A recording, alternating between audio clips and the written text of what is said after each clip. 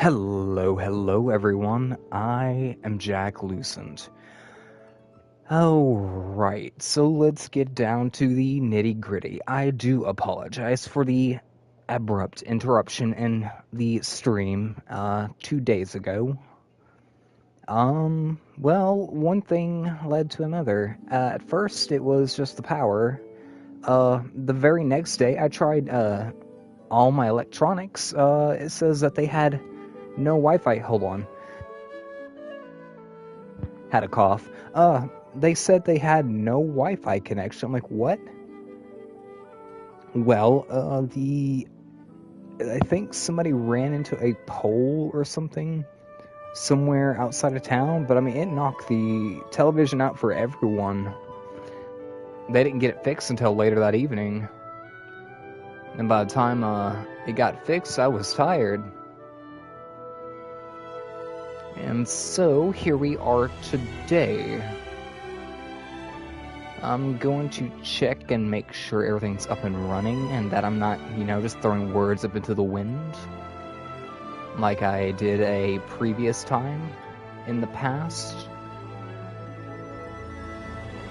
This is part 2. We are going to be continuing the quests that we started before. Quests.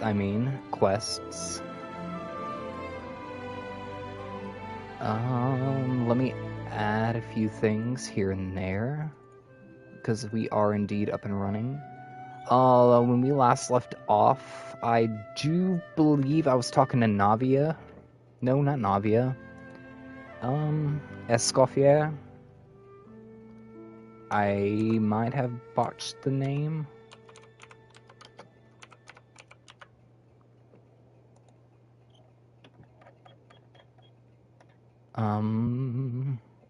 We also have to continue Durin's quest.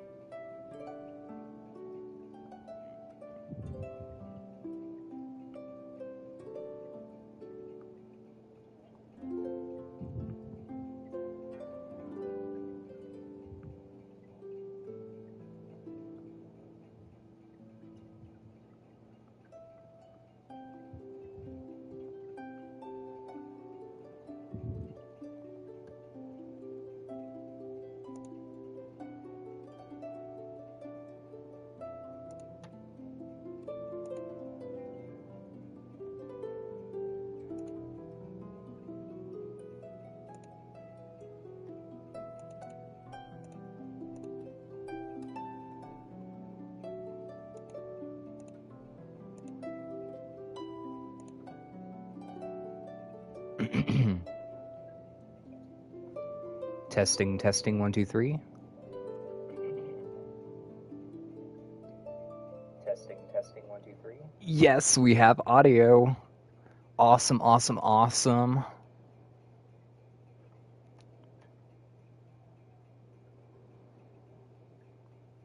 Alright, so I said like a million things. I'm just going to get right into it. I do apologize for yesterday's, day before yesterday's interruption. There was ice. It knocked the power out. Yesterday, the Wi-Fi and cable were out. Somebody hit a power line or a pole or whatever. Yeah, sad stuff, but it happens. By the time it was fixed yesterday, I was feeling a little on the downside due to my tooth.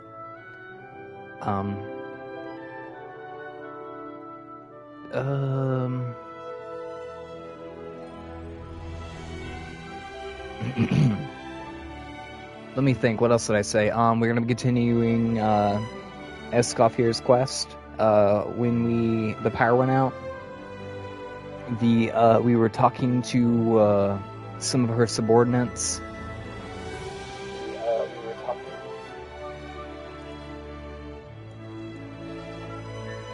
What else?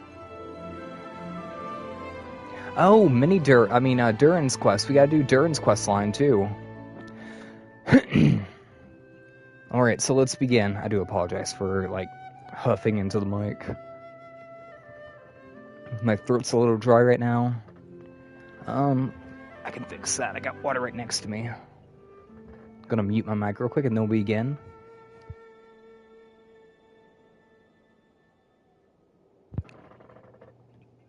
Alright. Let's begin.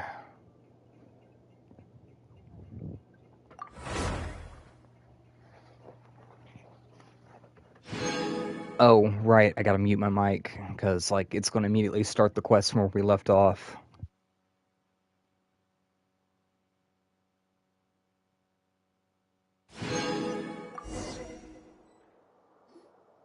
I'm sorry, I'm so sorry, I messed up your order. Oh, I wouldn't go that far. Maybe the taste is a little off, but if you hadn't brought it up, I don't think I would have noticed. But, please, you have to forgive me or Chef is gonna... Okay, I know. I'll kneel before you. What the heck? Get up, Monica! Can't you see that you're just making your customer feel more awkward? Escoffier? If you want forgiveness, then do what any self-respecting chef would do. Make the dish again. And this time, get it right. You cannot go begging your customers to feel sorry for you. Savannah said that I'm not allowed back in the kitchen until I've corrected my mistake. But if I can't go back and... That's some backwards logic. How can you fix your mistake without being allowed to cook? If this is what Fermat had to put up with, then no wonder he had a breakdown. We apologize for interrupting your meal, sir. It's fine. With my layman's palate, it's not like I can tell the difference anyway. I was actually quite enjoying my meal until she appeared out of nowhere and started apologizing. Gave me a bit of a fright, to be honest. Oh, well, it's because Chef Savannah tasted a bit of the leftover soup from my pot and then threw me out of the kitchen. Gosh, that's pretty strict. Has she always been that way? I don't recall things being like this when Escoffier was head chef here. I gotta say, you're all looking a little worse for wear these days. I mean, Escoffier was strict too, but I think the difference is that her criticism was more constructive, so you knew what you did wrong and how to improve, and we all knew that it came from a good place. Chef Escoffier was hard on us because she truly wanted us to reach her level. But these days, whenever we make a mistake, we just get told to wake up, get your head in the game, or just do it again. And it's only gotten worse since word got out that Chef Escoffier had started working again in the Fleuve Cendre. Monica, you don't need to call me chef. I'm not the boss here anymore. Yeah, but through no fault of your own.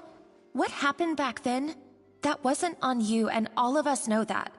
That banquet was a huge event, and so many staff were involved every step of the way. With so many moving parts, there's no way of knowing how that Lumiline ended up in the food we served. Lumiline? What's that?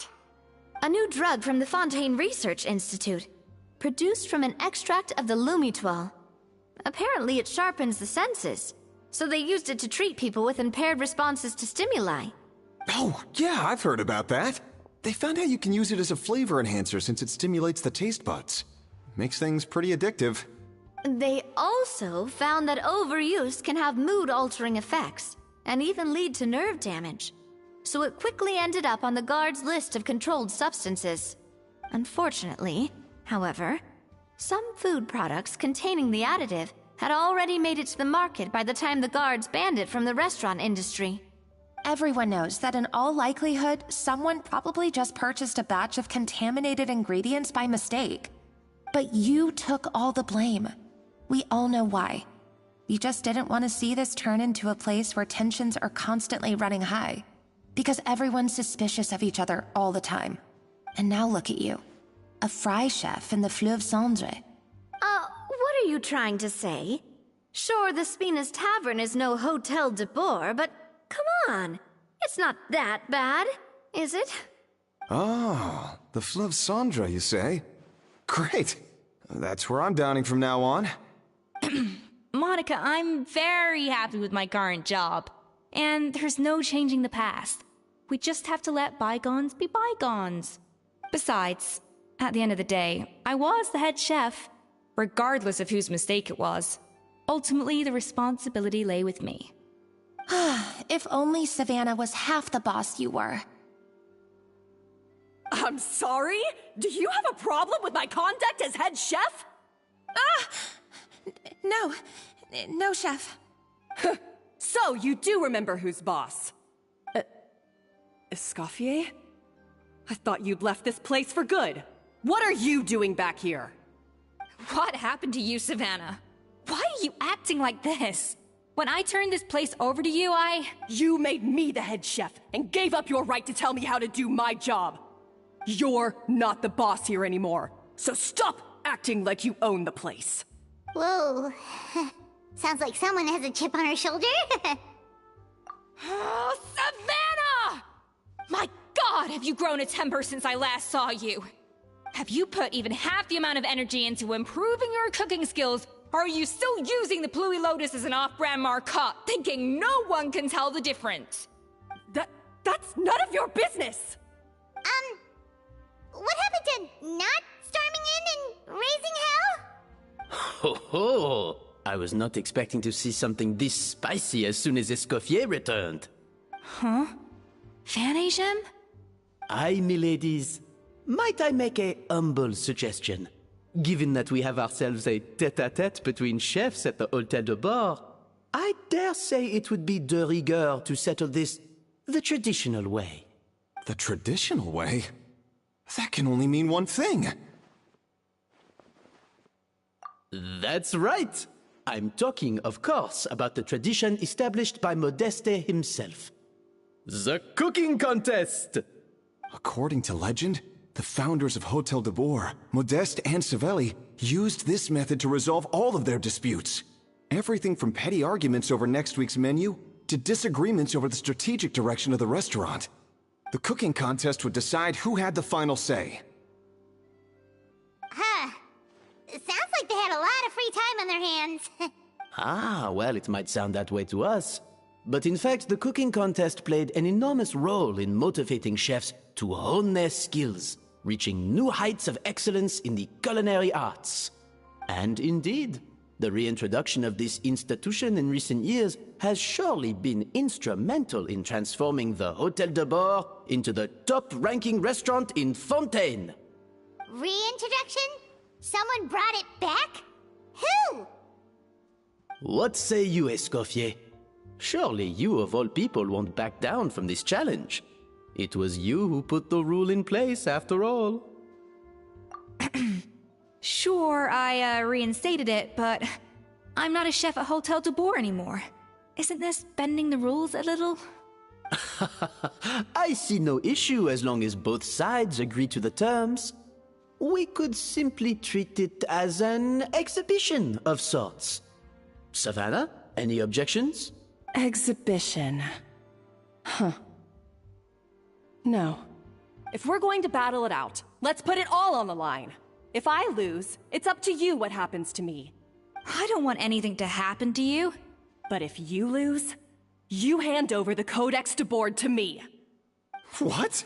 The Codex de Bord? Only the legendary handbook written by the original head chef Modeste. It contains all his secret recipes, including Gâteau de Bord. It's the greatest treasure in Fontaine's culinary world. And only the present and former head chefs of the Hôtel de Bord have the right to read it. Present and former? Wait, but that already includes Savannah, though. What do you want that old thing for? You have your own copy, don't you? Don't take me for a fool. You know perfectly well what I mean. I want your copy, the original version, the one you took with you when you left us. I'm sorry, I must be missing something. You know, there's no difference between the original and the copy, right? They contain the exact same recipes. Stop trying to change the topic. What's wrong, Escoffier? Scared you're gonna lose to me? Or are you scared of me getting my hands on the original codex? Savannah, you may remember that we gave her the original as a parting gift, to thank Escoffier for her years of service. Asking for it back feels a little, Oh, I'm sure it won't be an issue, as long as both sides agree to the terms. Those were your words, weren't they? And as for the contest itself, let's make it a bake-off. Gâteau de boar, per the recipe in the codex. Well, Escoffier, you against me. Are you in or out? You sound surprisingly confident. All right then, let's see how much you've actually grown. I hope you surprise me, Savannah. I'd hate to find out that all you've learned after this long is how to chew people's heads off. Believe me, I'll show you. Escoffier, are you sure this is a good idea? You accepted her terms a little hastily. Oh, it'll be fine. Let's head back to the Fleuve Cendres so I can get prepping.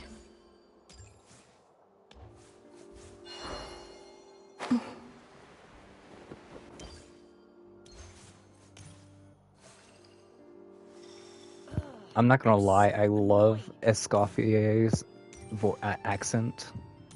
It's perfect.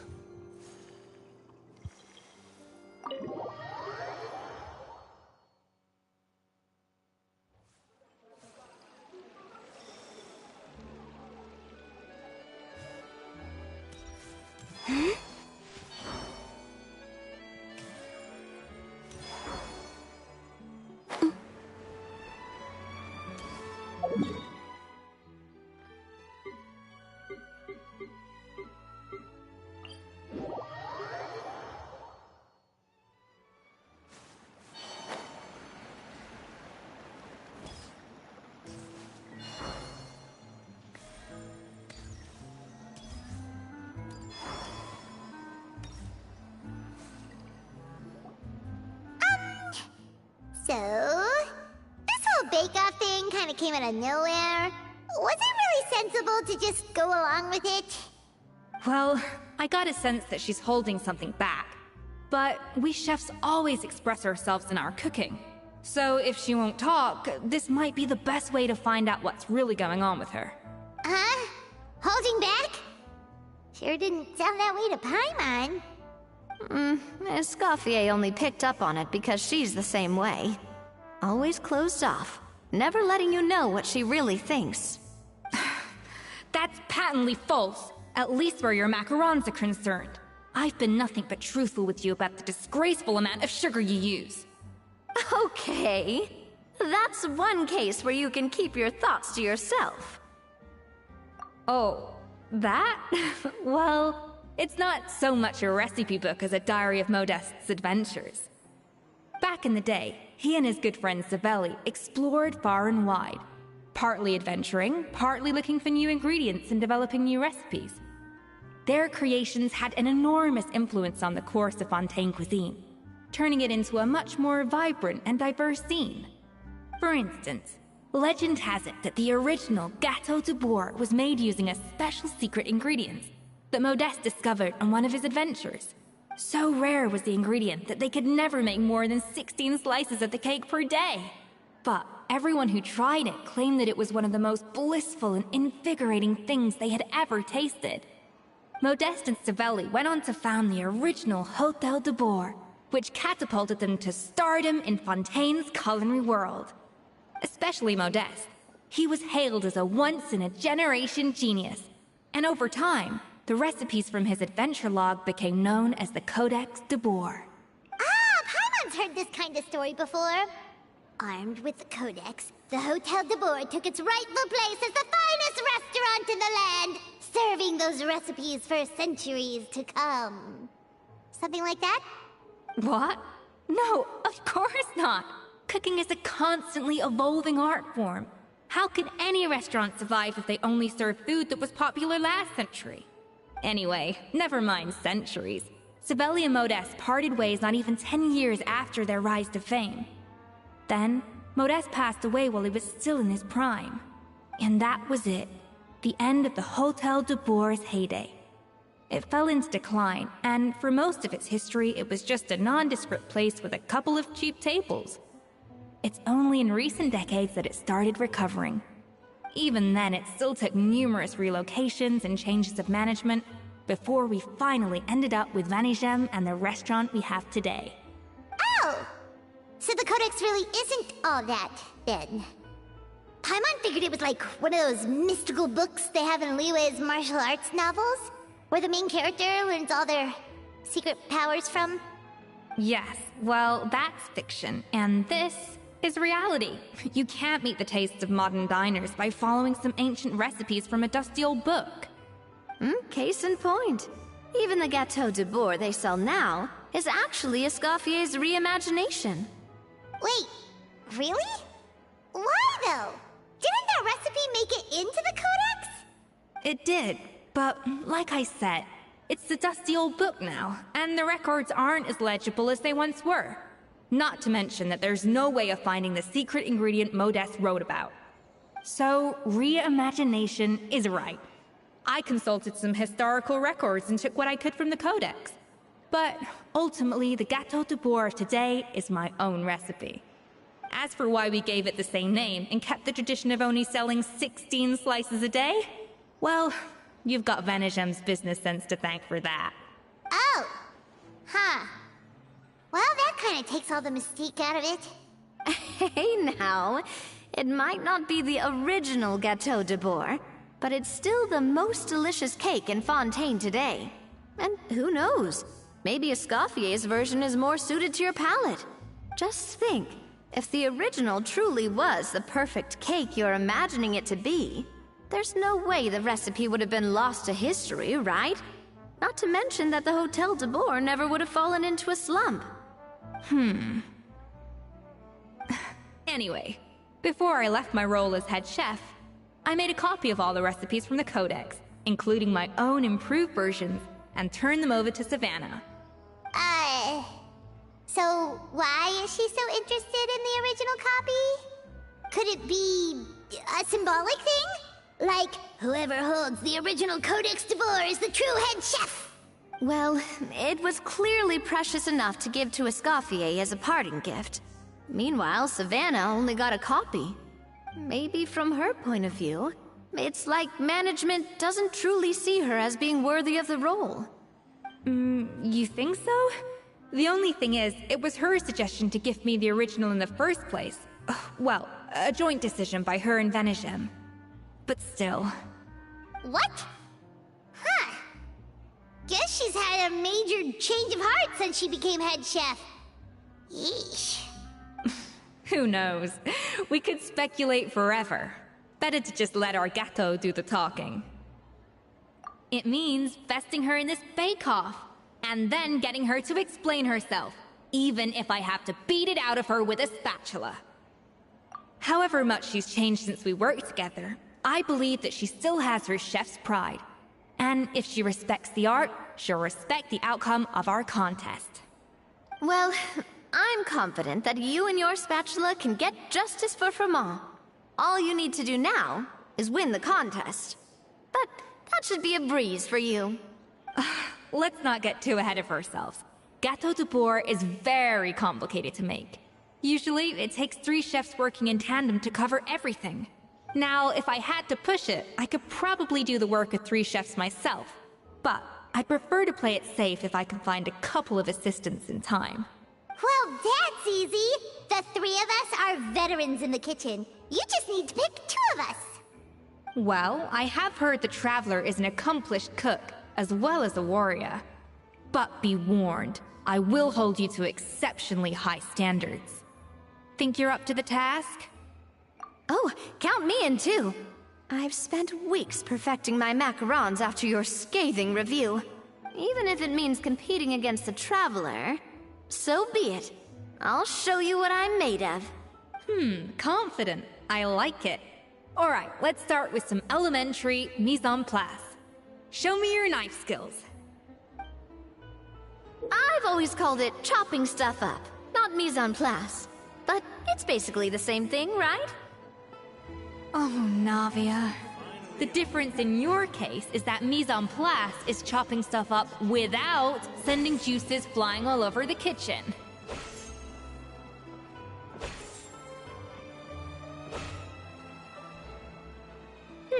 Looks like you found that easier than I expected.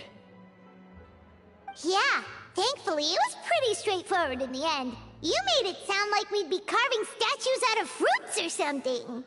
Well, brace yourself, because the next step is anything but straightforward.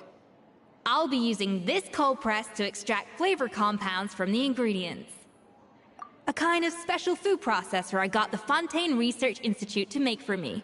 It uses cold temperature extraction to isolate the essence of cooking ingredients, which can then be used to flavor dishes more precisely. But this isn't exactly standard kitchen equipment, so that probably didn't make a whole lot of sense. Let me give you a demonstration instead. Custom-made equipment from the Fontaine Research Institute, huh? That's some pretty high-tech food prep. Paimon's never used anything this weird before. Cool! Not weird.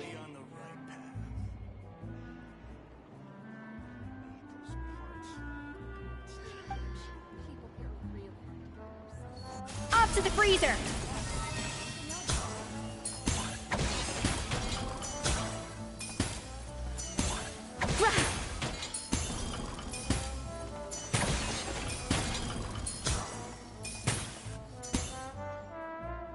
And done!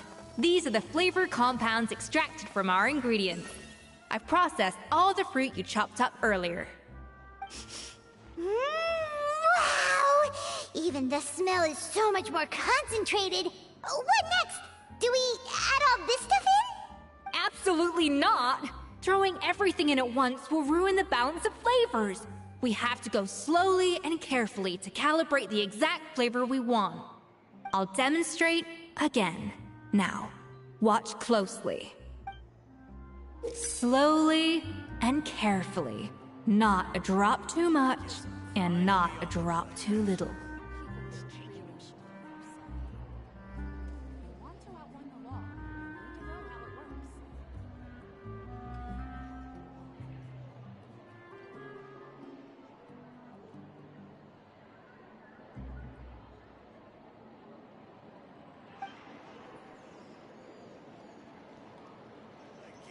Finally on the right path.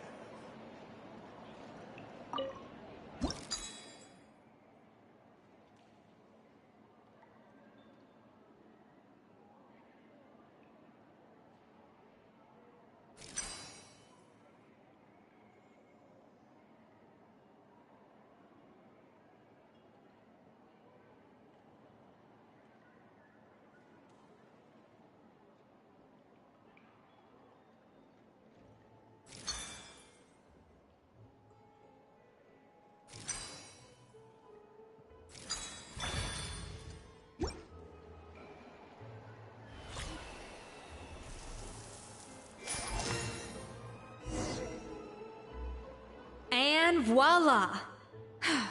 Now it's your turn.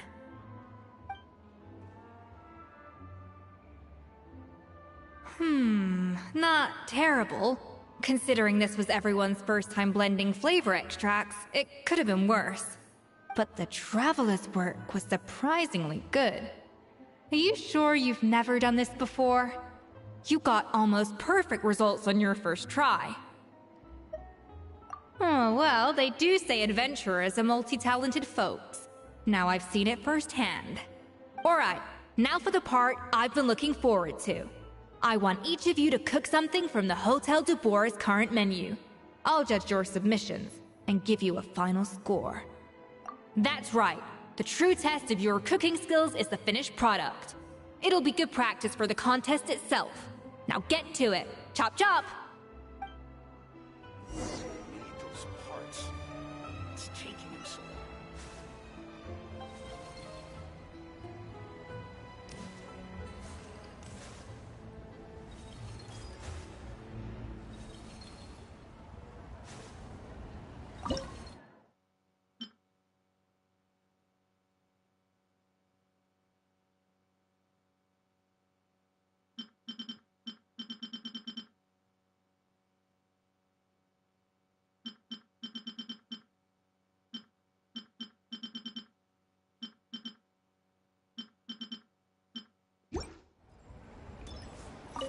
How's it going? Have you picked a dish yet? Choose wisely. I expect you to present the most delicious thing on the menu.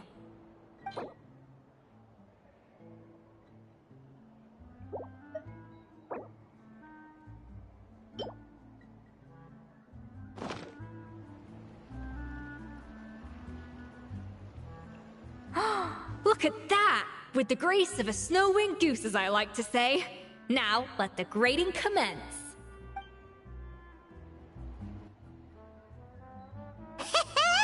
Pretty good, right? Not to brag or anything, but Paimon's a bit of a connoisseur when it comes to la food. 6 points. What? Oh, well, fair enough. Paimon doesn't cook all that often, so as long as it's a pass. That's 6 out of 100. What?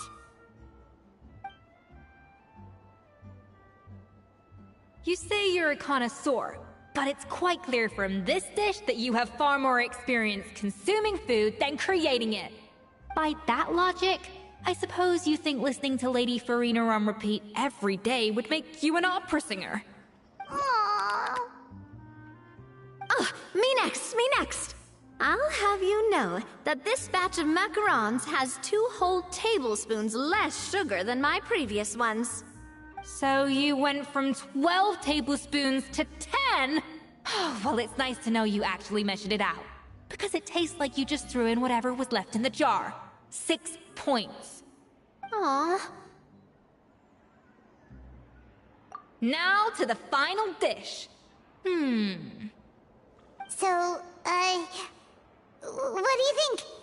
This is our last hope. 8 points. Darn, that's barely higher than what we got. Not exactly. The color is spot on. Beautiful aroma. Excellent presentation. I have to give this one 8 points out of 10. Maybe even 9 points. Huh? How did you pull that off? Don't get me wrong. There's room for improvement. But still, this is clearly the work of an accomplished chef. I can tell that you've put many hours of work into honing your skills in the kitchen.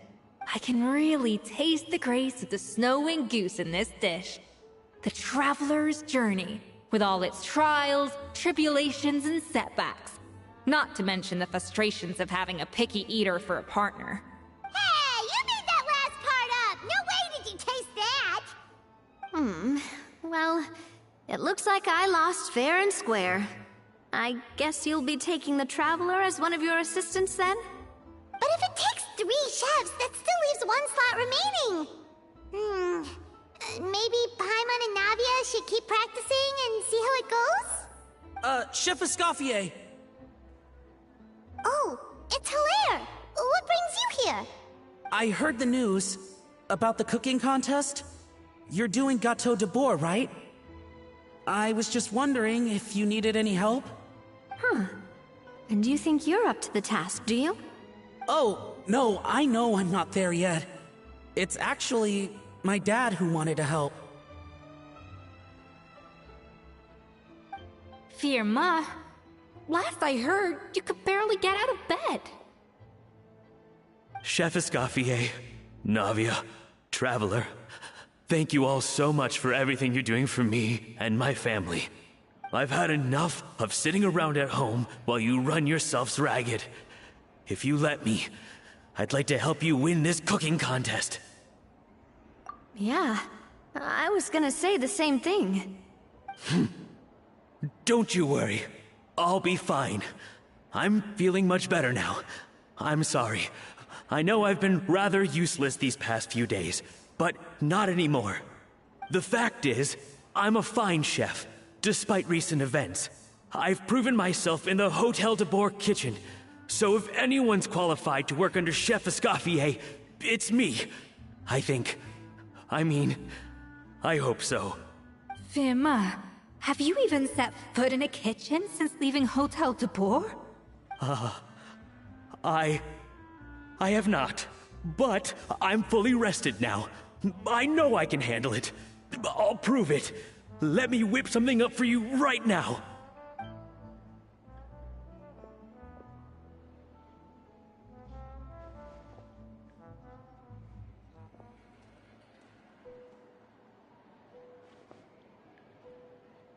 Huh? That's strange. Why are my hands shaking? What do you call this, Vermaw? I can't seem to grip my knife. Do it again! Again! Again! I... Hopeless. Get out of my kitchen yesterday.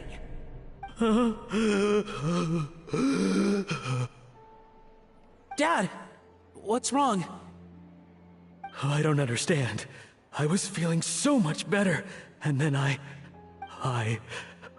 Will I never be able to work in a kitchen again? Dad, talk to me.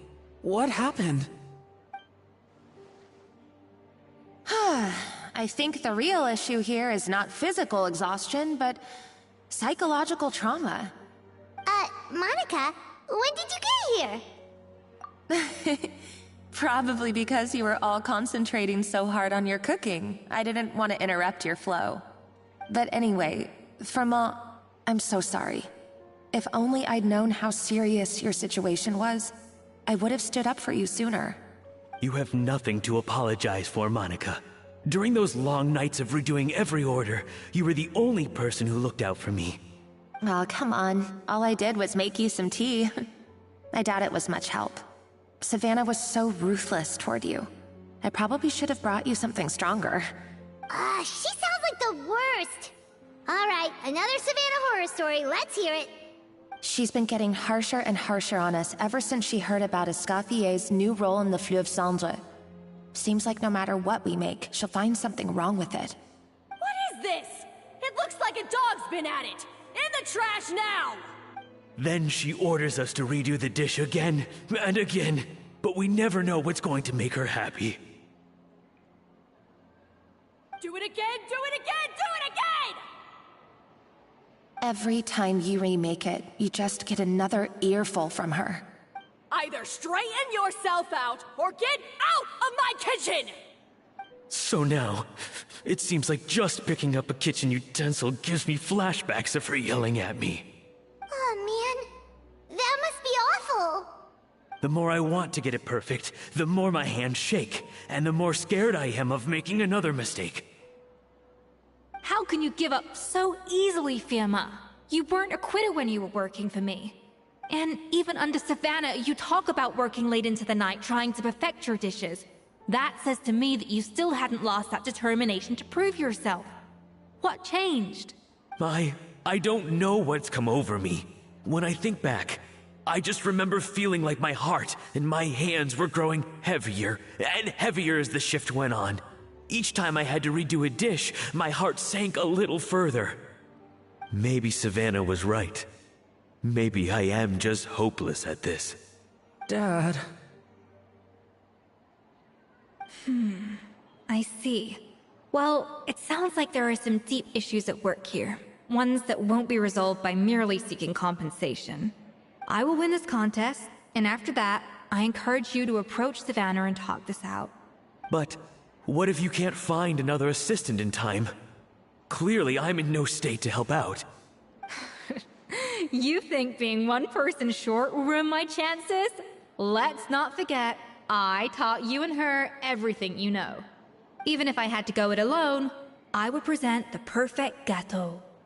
Oh, well, Paimon and Nadia will still keep practicing, just in case. And so will I. Yeah! And if worse comes to worse, we can always get the Spina di Rosula to put out an emergency call for chefs. There's gotta be someone out there, right?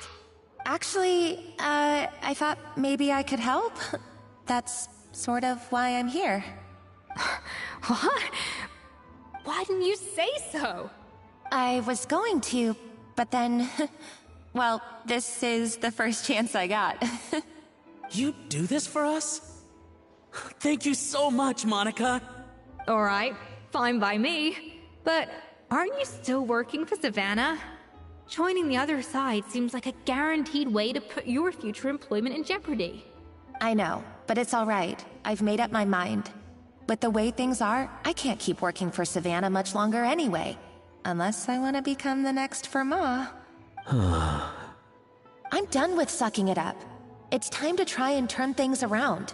If this cooking contest can get Savannah to see the error of her ways, then I'm sure she'll forgive me for this. Well, Hyman didn't think we'd be poaching from Savannah's staff to get our third person, but there you go. Anyway, Monica's a professional chef, so nothing could possibly go wrong now. Great! Then it's settled. And to congratulate you all on making the team, I propose a Spina-sponsored meal to celebrate. Spina-sponsored? Wait, you mean I'm cooking? Well, I promised the Traveler a feast in the Fleuve Cendre. And I know how much you've been looking forward to it. Yeah! Feast, feast, feast! All right, if you insist, then prepare for some of the finest food of your lives.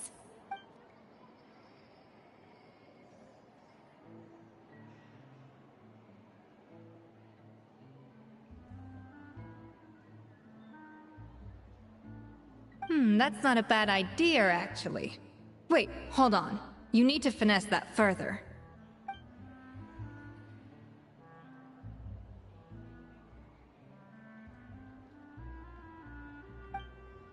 That was a dream come true. Paimon never knew Fontanian cuisine could be this good. I guess I'm finally on the right path.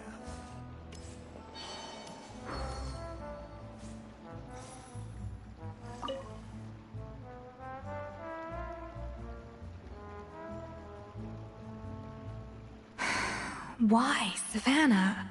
Why? Oh, nothing. I was just flicking through the original Codex de Boer. I wanted to see if there was anything I'm missing. Something I hadn't noticed before.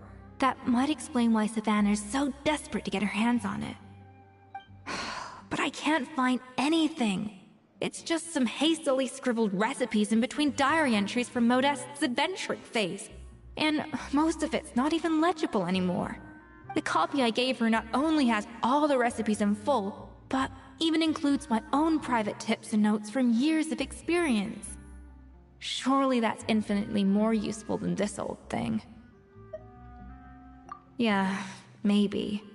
Still, it's just hard for me to imagine that the Savannah I knew would go to all this effort just to make a point.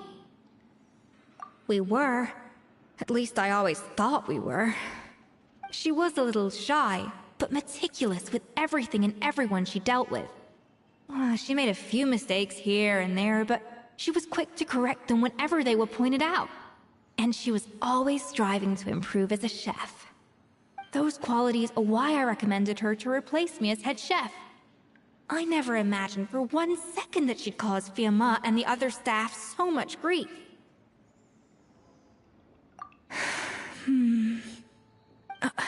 Well, I mean to an extent, of course. I pushed hard for her to get the role. And the idea that she turned out like this because of me is difficult to come to terms with. I wonder if this is how Modeste felt back when he was writing the Codex. Yes, with his good friend and co-founder of the Hotel de Boer, Savelli. The story goes that after Modeste unveiled his Gâteau de Boer and was hailed as a culinary genius, he was admired and adored by all. But his newfound fame slowly drove him and Savelli apart. Unlike Modeste, whose every new creation was an instant hit, Savelli seemed to face setbacks every turn. Doors that would swing wide open for Modeste would shut in Savelli's face. And with Modeste being whisked off to all manner of functions by his celebrity friends, he had less and less time to discuss the culinary arts with Savelli. People started gossiping about Savelli, and their relationship between the two gradually soured. Everything came to an abrupt end when Modeste, still in the prime of his life and still hailed as a genius, suddenly died from an acute illness. In that was it. They neither had a decisive split, nor got the chance to properly reconcile. Their story just came to an end. One rumor had it that Savelli actually killed Modeste out of jealousy, even as the latter was hoping to make amends. Unlikely. It's a popular theory, but there's no real basis for it. At least there are no records of Savelli ever being convicted of a crime. Still, beyond a point, there's no way of knowing what truly happened in the past. All we can do is try to make sure the present doesn't quite go as badly. And that's why I have to win this contest tomorrow. Then get the truth about everything that's been going on, even if it means cracking her open like a nut. Really? Well, I like the confidence. Don't let me down tomorrow, then. You better bring your A game.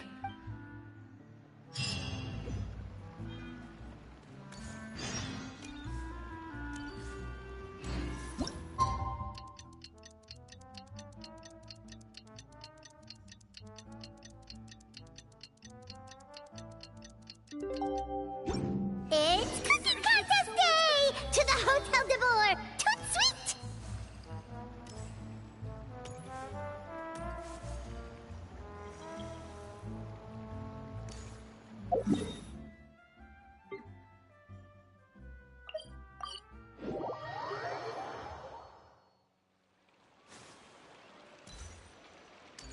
Did you hear the news? Escoffier's coming back for a cooking contest.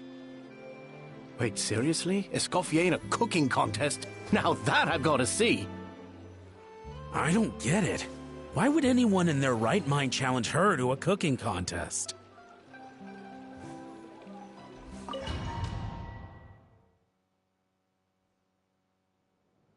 Mesdames et messieurs, welcome one and all to the Hôtel de Bord and to this most exciting of cooking contests. Savannah, I brought the original copy of the codex you asked for. Monica?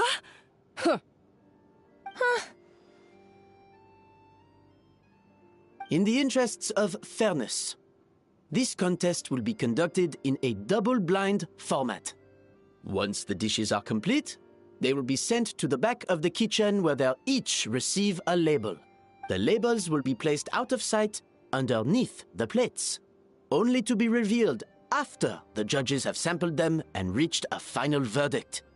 This is to ensure that no one will know which dish is made by which contestant. As one of the judges, I promise to be fair and impartial.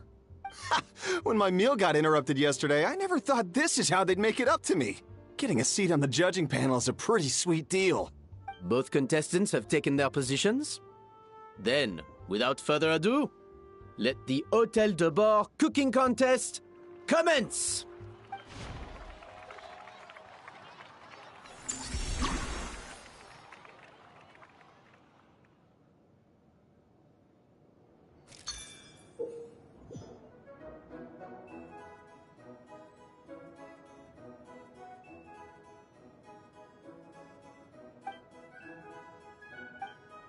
Monica, even the best chef in the world can't flavor their food without prepping the flavoring, right? Alphonse! Gaspar! Get to work! Do not disappoint me! Looks like our two head chefs are raring to go.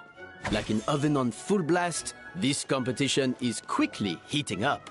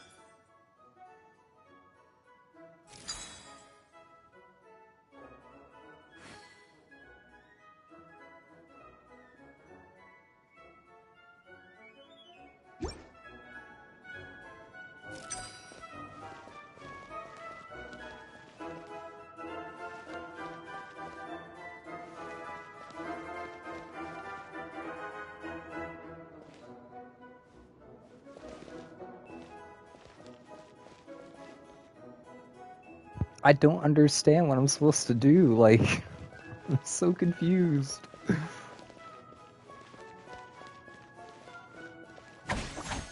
Yeah. Ha. Yeah. Ja.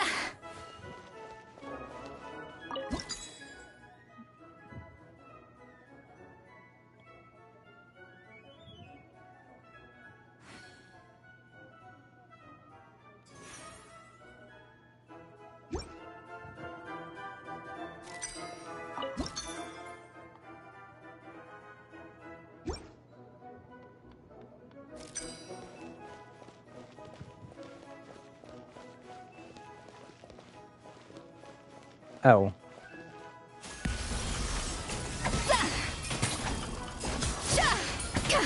That should be enough flavoring. There Now we go. Okay, figured it out. I hate this. Stay calm, Escoffier. There has to be a way to balance the flavors. Just think. What are you doing, Escoffier? Your team's waiting on you.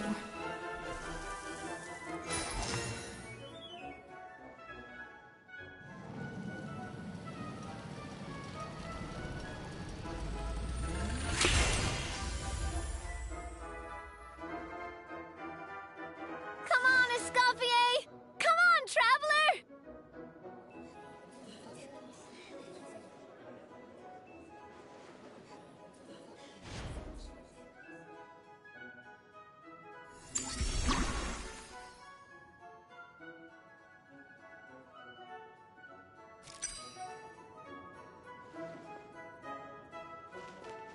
Ha! Yeah! Ha! Za! Ha! Yeah! The balance of flavors is about right. But the quantity is too low. Alphonse! What are you playing at? Not how I taught you to do it! Stop horsing around and do it again! Yes, chef!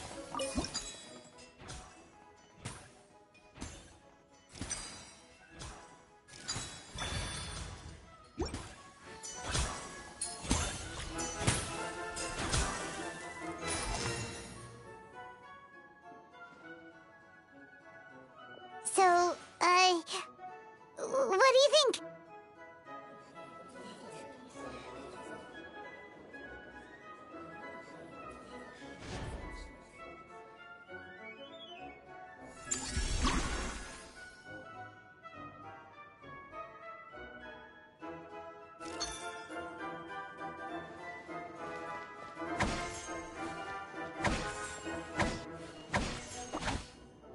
Yeah!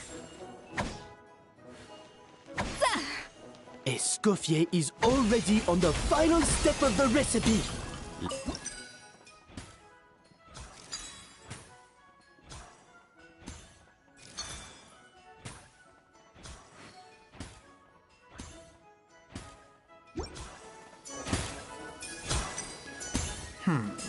I think this flavor profile is still a little bit off. Enough!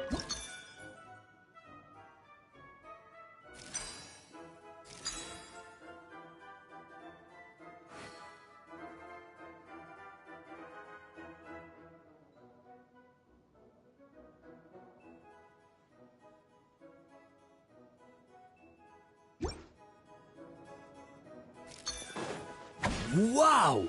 Is Savannah serious? Can she really make up for lost time working alone?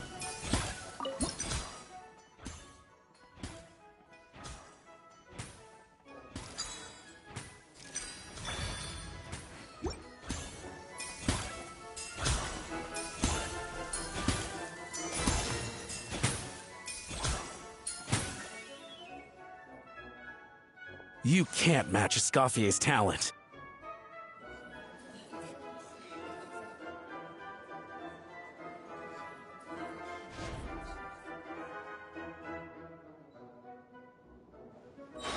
I present to you Gâteau de Bourg.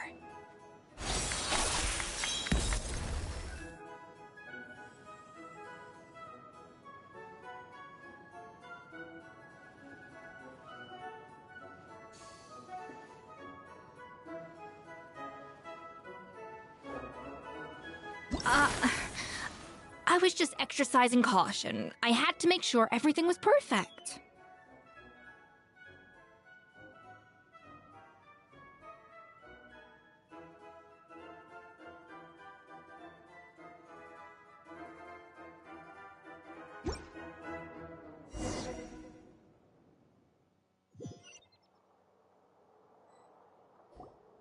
Time's up! Contestants, please take your dishes to the back.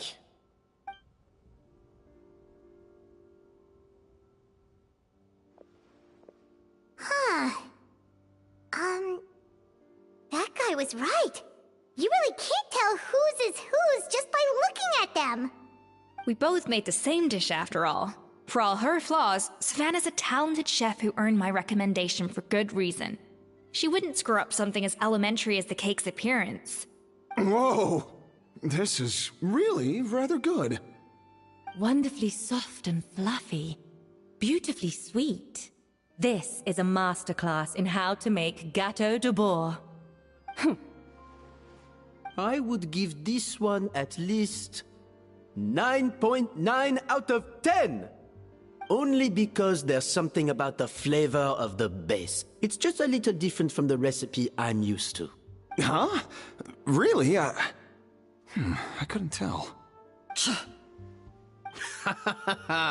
All right, on to gâteau number 2. I haven't had a single bite and already this aroma is a delight to the senses. I have a feeling that this gâteau will be a gâteau for the ages. How exciting! I'm gonna dig in.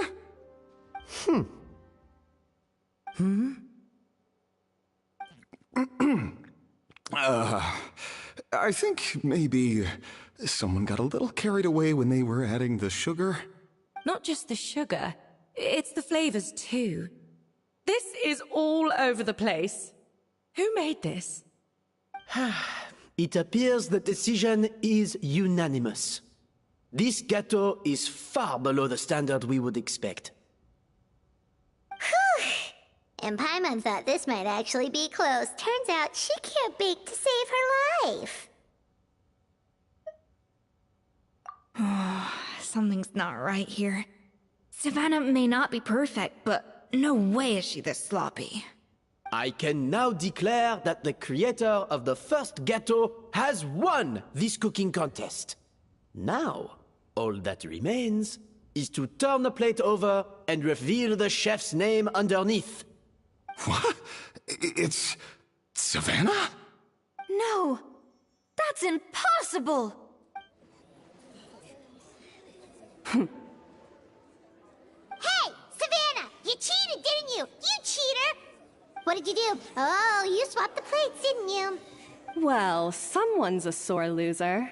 These cakes went from the oven to the judge's table without me ever laying a finger on them. And everyone here can attest to that. It was Vanejem's staff who labeled them in the kitchen. If you're looking to accuse someone, why don't you start with them? Isn't it more likely that Escoffier's lost her edge? Oh, or maybe her assistants let the team down. You take that back! Judges, we demand a rematch. That's enough! What's done is done.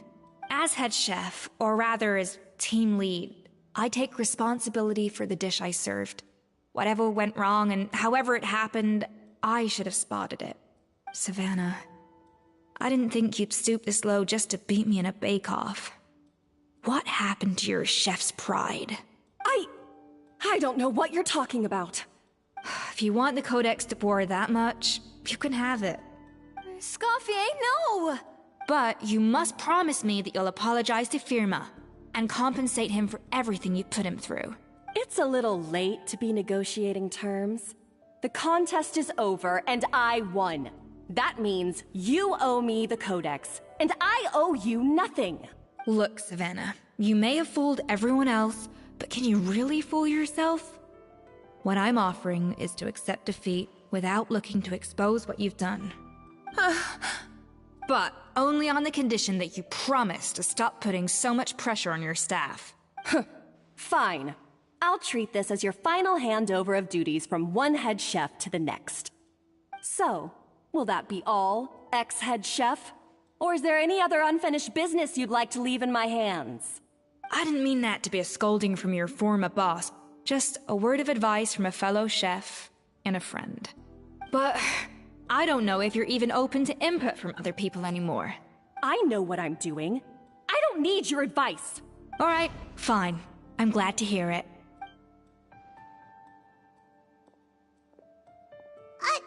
Escoffier! The Codex de Boer! Finally. Now, at long last, I will succeed. Escoffier? How could you let her get away with this? Yeah! The Codex is a souvenir of your time here! Doesn't that mean anything to you? It's all right.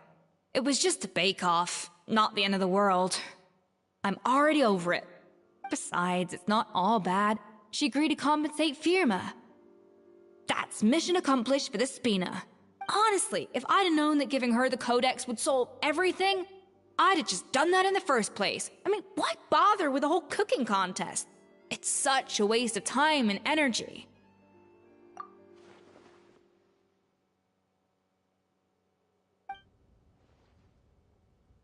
No. No!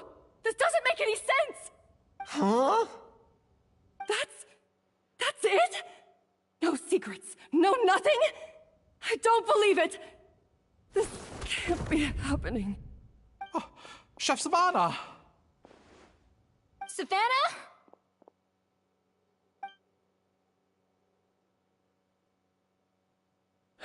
It's nothing life-threatening. Just a lot of pent-up stress and exhaustion. Oh, I knew it. Pent-up stress? The truth is, however hard she might be on the rest of us, the person she puts the most pressure on is herself. Yes, there are nights when she makes us redo things over and over into the wee hours. But for her, it's every night. She'll hide herself away in the kitchen, working on new techniques and recipes, and only realize how long she's been at it when we come to work the following morning. But why? Why would she do that? Our best guess is she doesn't want to be seen as less of a chef than Escoffier. And there it is. Even so, that's no excuse for taking her anger out on the rest of you. Yeah, and it's definitely no excuse for cheating in the cooking contest. About that, we honestly have no idea how she did it. We were focused on our own work the whole time, like she asked. Leone and Algalia were the ones I tasked with labeling the cakes. I've already spoken to them both. They're at a loss to explain it too. Not to worry. Come on, join me downstairs. I'll interrogate the guilty Gateau myself.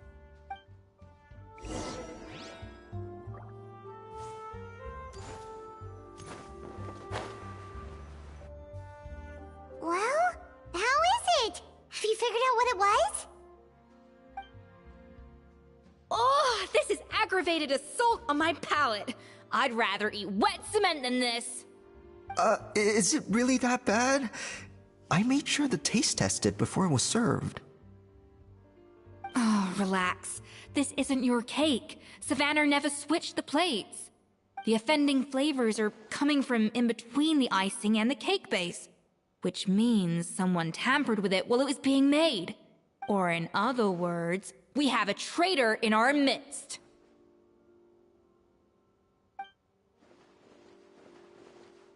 I'm sorry. I was forced into it. It was Chef Savannah. She said if I didn't cooperate, she would...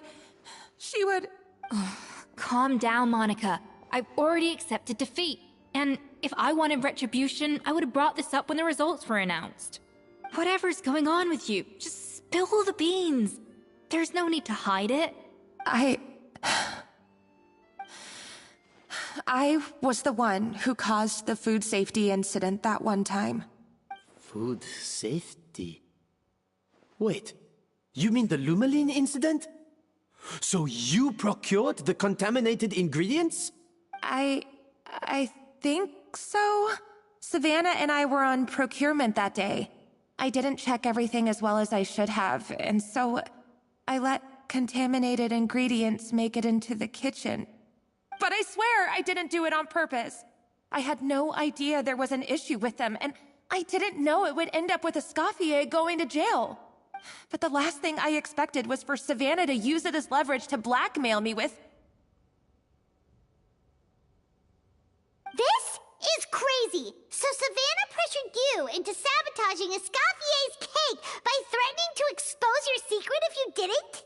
I know, it's terrible. I'm so sorry. I was so scared. The thought of Chef Escoffier finding out that I put her in jail, it made me freeze up with fear.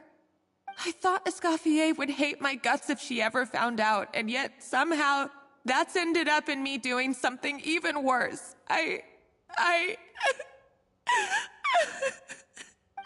Seriously? All this fuss over a little slip-up? Huh?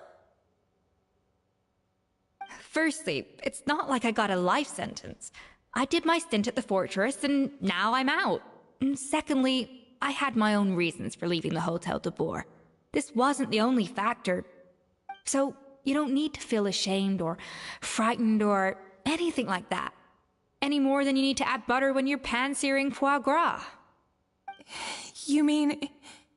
you forgive me? Oh, well, I'm not saying you don't have to take responsibility for your mistakes. You should tell Vanagem to mark down your performance for the past few months. Then do some digging and find out exactly where those contaminated ingredients came from. Sure, you've made mistakes, but now's the time to fix them. Understood? Understood. Good. Now, back to Savannah. What about the original codex would compel her to resort to blackmail? I have my suspicions. Not that I've got any proof to back them up, though. Ugh. What happened to me? I've overheard some customers murmuring about how the Hotel de Boer hasn't been the same since Escoffier left. They think our menu doesn't taste like it used to, especially our signature items. Now that you mention it, I noticed it during the contest too. I couldn't put my finger on it, but the flavor seems subtly different from how it used to be. But the difference was so small, I'm sure no one would notice it besides our most loyal customers and true dessert connoisseurs.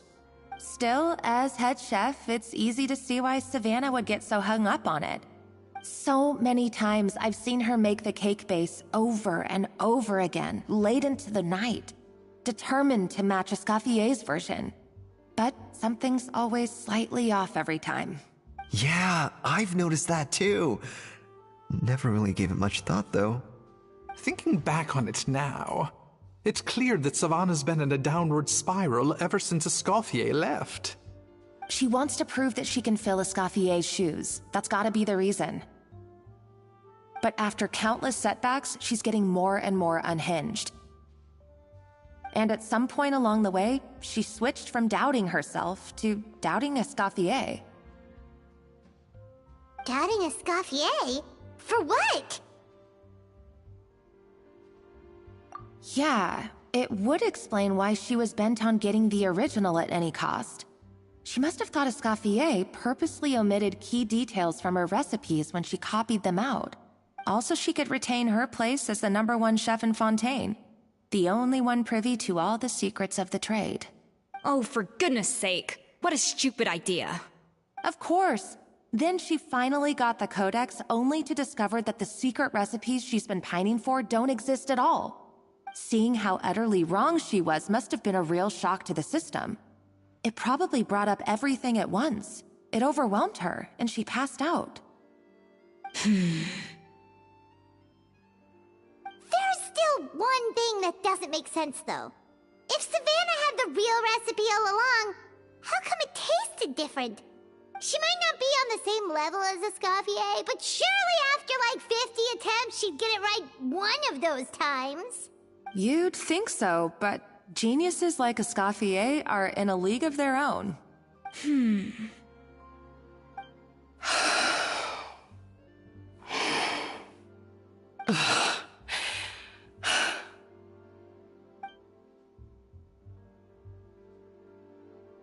New head chef, you say? What's her name? I don't think I've heard of her before. I wonder, can the Hotel de Boer keep its edge without a Escoffier at the helm? This tastes different from last time. Is it undercooked or something? Ugh!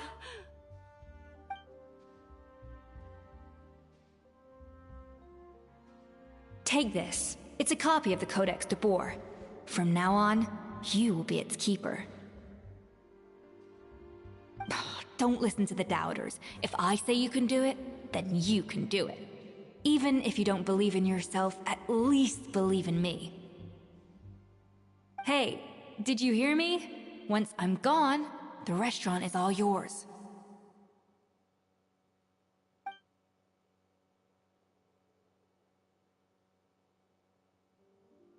All this time, I've been blaming other people, but maybe I'm the problem.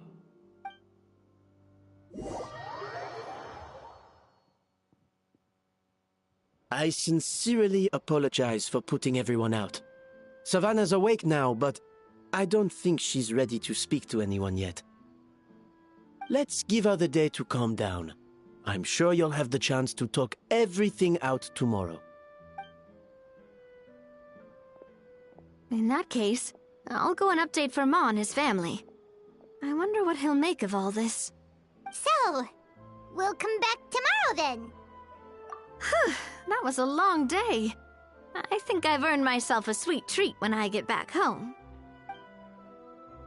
Oh, nice! Macarons? Or are you gonna switch it up this time?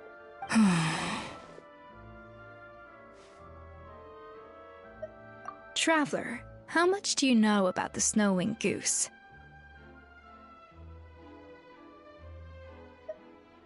Every year, they migrate long distances in search of a suitable home.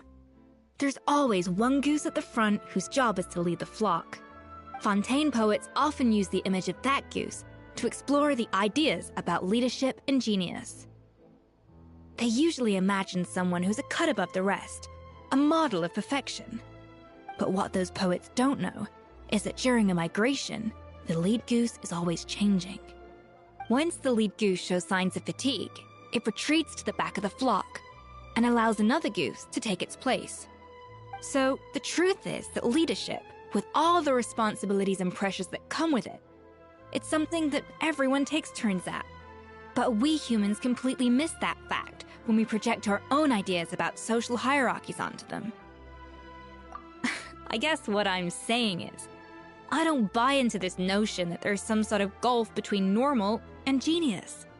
Cooking is a science, not magic. Given the same ingredients, same recipe, and same environment, I see no reason why two different people shouldn't be able to create the exact same dish. Of course, some people have a more sensitive palate than others, and some people are just born bolder or more conscientious. But these are all variables that can be accounted for with time and practice. I'd have no reason to expect so much from others if I believed that perfection can only come from the hands of a genius. The only reason I hold people to high standards is because, well, I believe they're capable of greatness. Okay, I've made up my mind. I'm gonna get to the bottom of why Savannah failed. And come tomorrow, I'll give her the scolding of her life, pointing out all the mistakes she's made along the way. Then she'll finally see the error of her ways.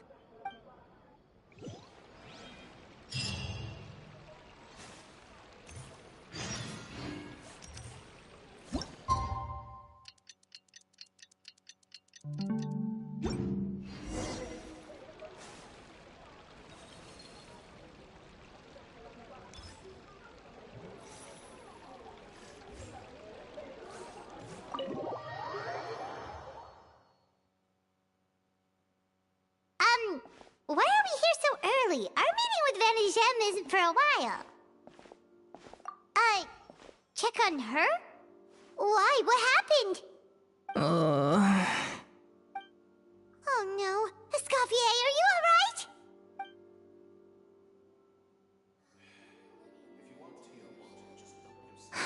I'm fine. Just need to get some more coffee in me. Huh? What happened to my coffee? Did I really drink it all?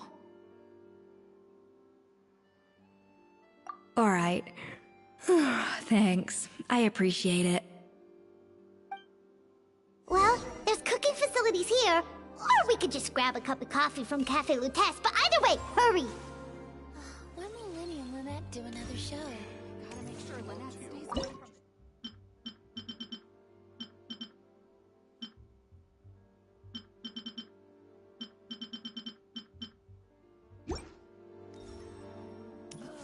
I'm so annoyed.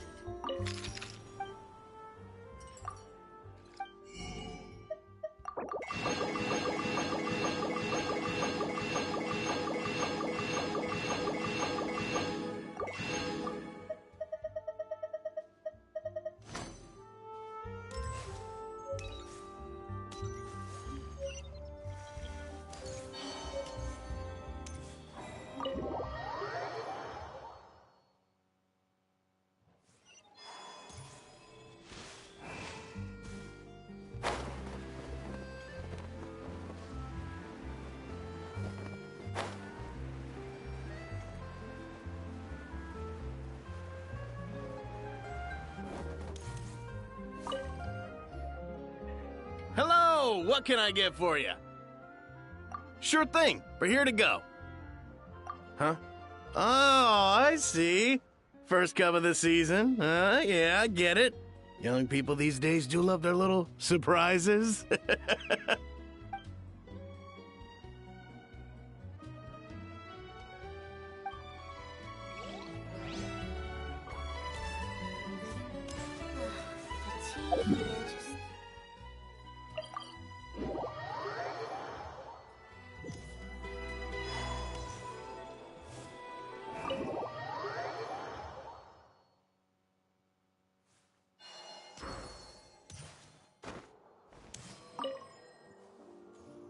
Coffee. Need coffee.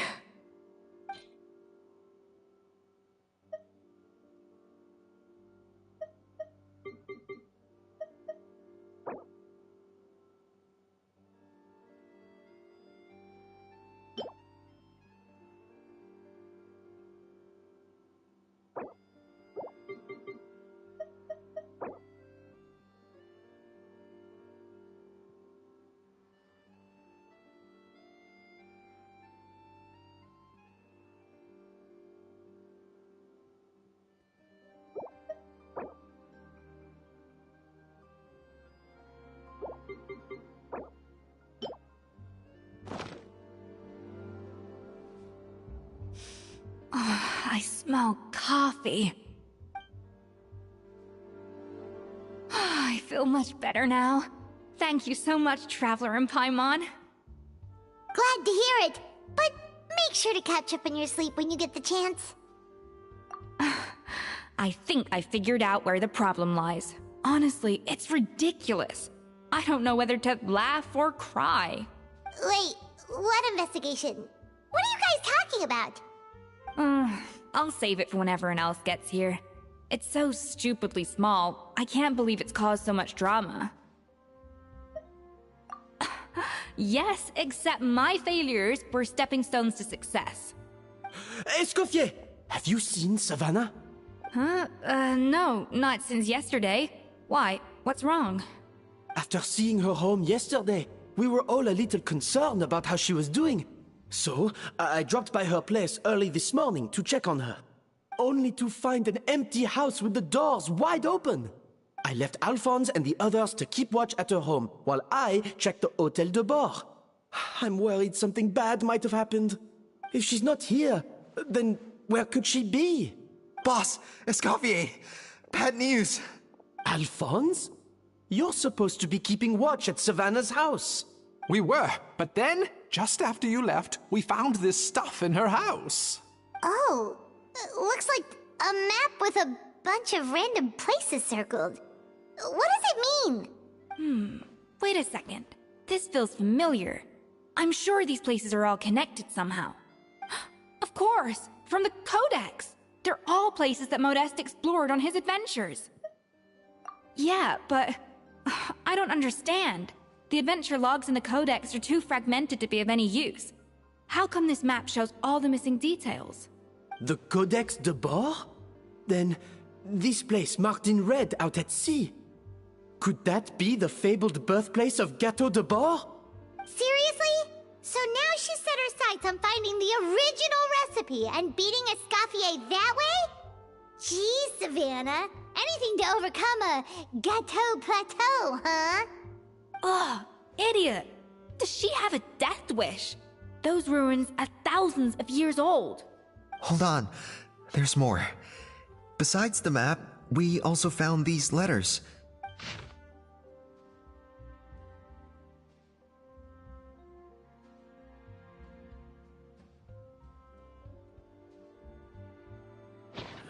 It was you. You let the Lumaline through, didn't you? It sounds like a threat letter. Does this mean that Savannah was responsible for the safety incident? And not Monica after all? Retrieve the Codex by any means necessary. So the cooking contest and the cheating. Someone else was behind her pulling the strings? She's keeping the true recipe to herself. Ugh, this is all such a mess. Paimon needs a second to process this. First, we thought that Savannah forced Monica to cheat in the cooking contest. But now, it turns out that someone else forced Savannah to force Monica to cheat?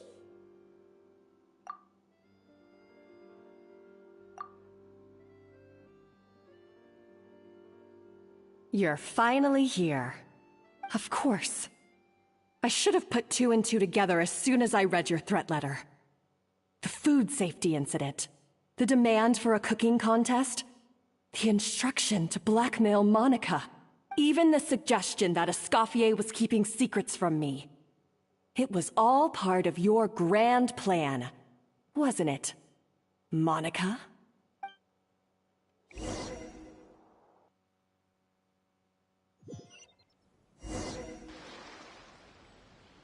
We should be getting close to the spot marked on the map.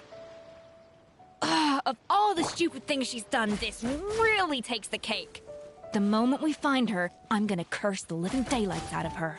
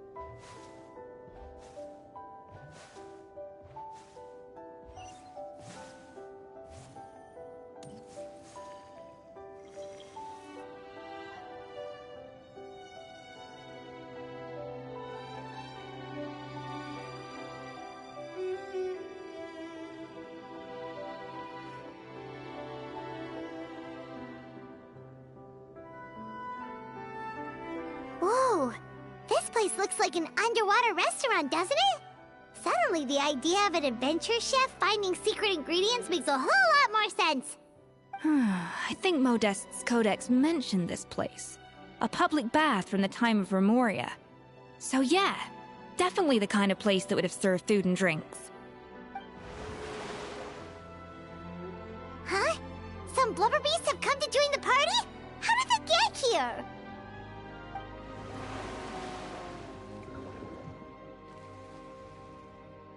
Aw, they ran off! That could be easier said than done. Something's blocking the entrance. Well, did Modeste mention it in his adventure logs by any chance? They must have gotten through somehow. Good point. Yes, that's right. It's coming back to me now. We prepared a banquet for our shy little guests, and as the food flowed away on the current, they broke into a joyous chorus, and the path opened to us. We have to feed the blubber beasts?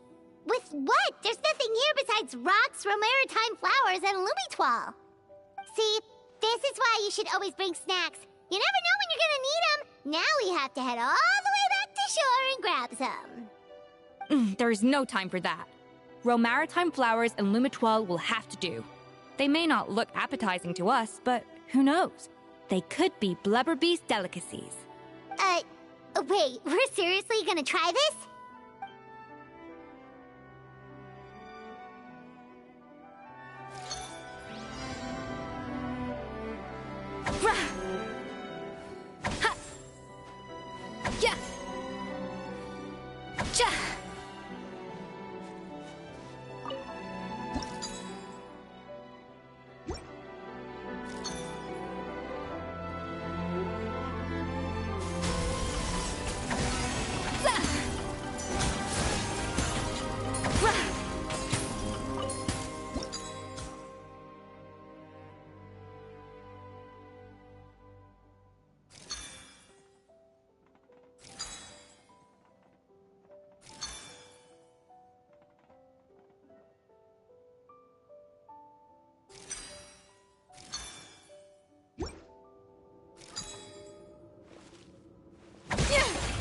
Yeah.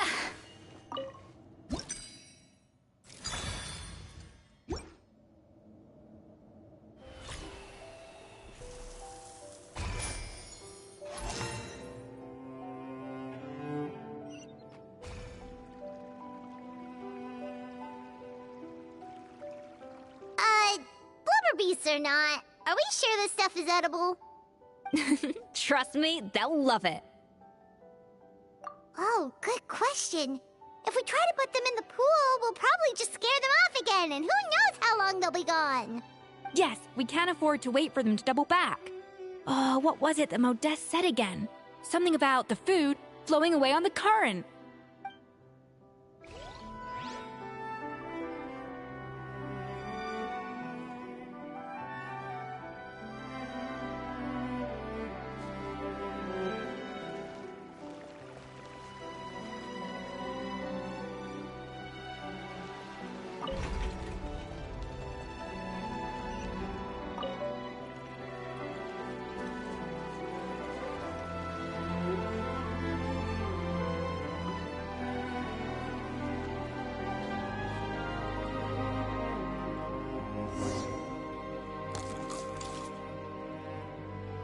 Wow, it's really singing! It must taste better than Paimon thought!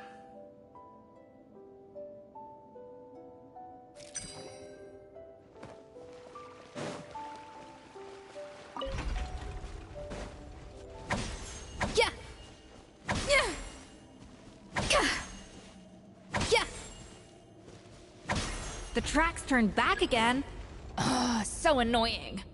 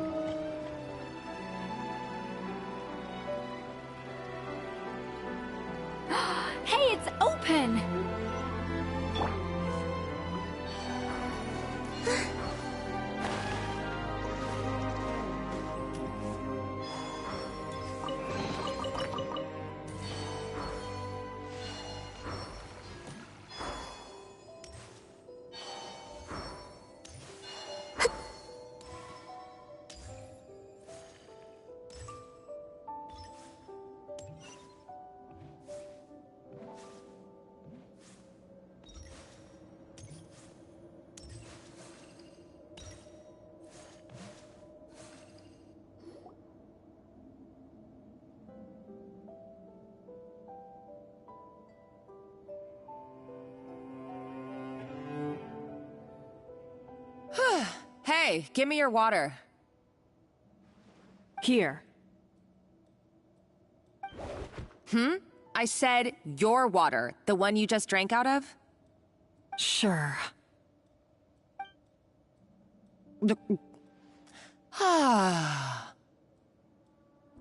All those years slaving away under Escoffier, and then you. Today, it's finally paying off.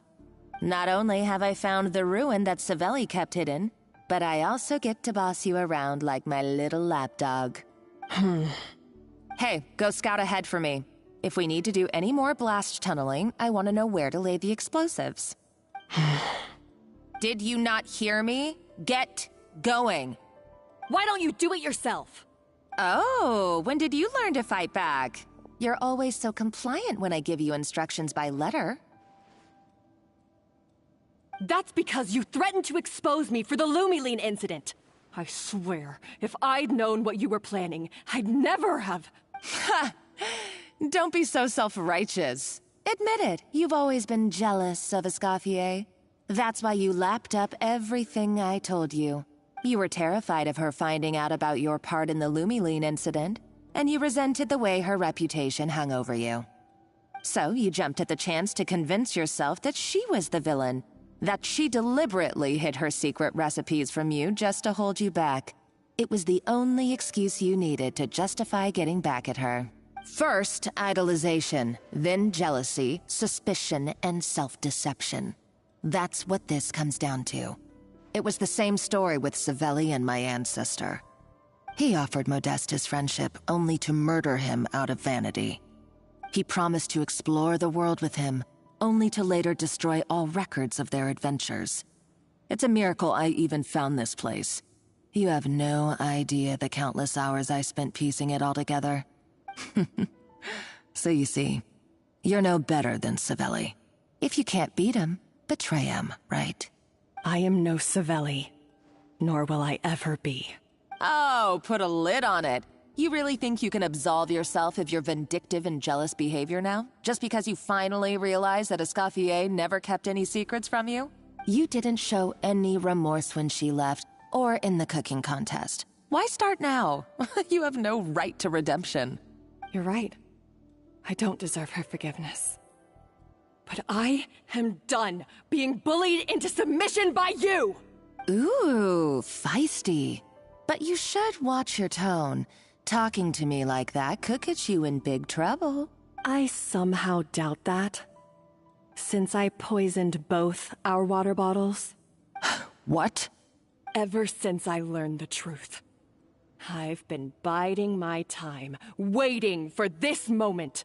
You've played me like a fiddle for so long, and now this is payback! But you drank it too!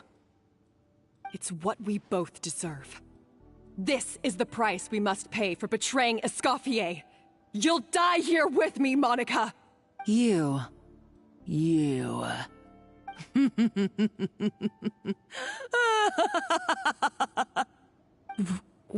What's so funny?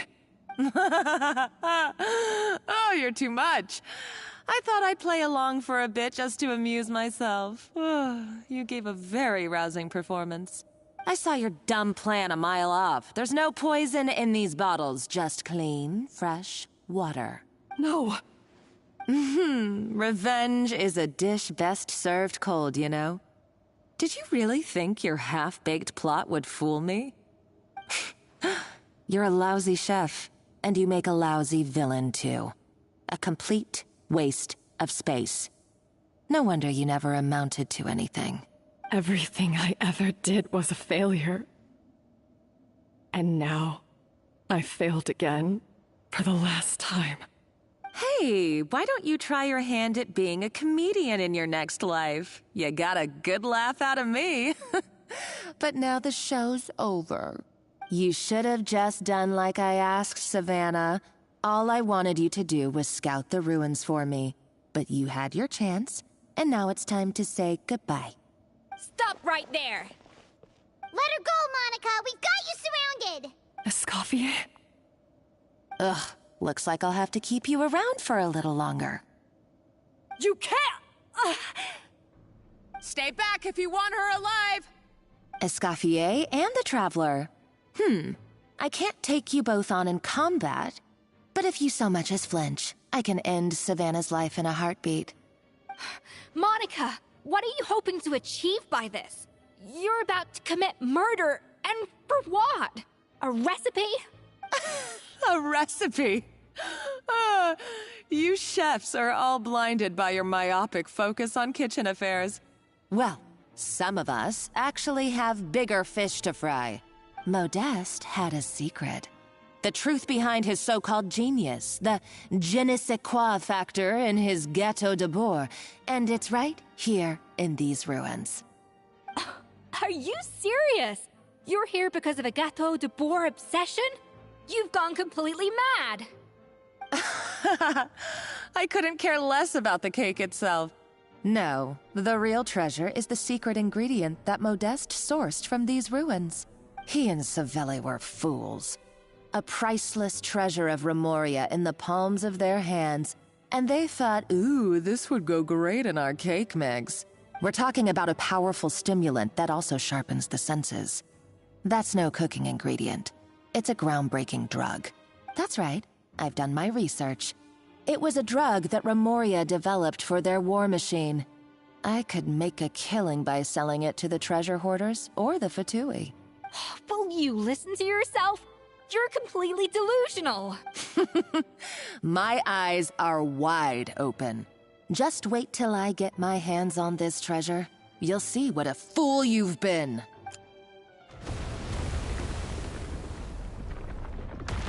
Wait, what's that sound? Just when I thought she couldn't get any crazier. She's lucky the whole place didn't collapse. Uh-oh, Savannah's gone too! Monica must have taken her. Oh, what a coward. She's only taken her hostage because she knows that she's no match for you. That's true. Even if she finds the treasure, she'll need Savannah alive if she wants to get out of here in one piece. Oh, well, our path's been blocked, so let's look for another route.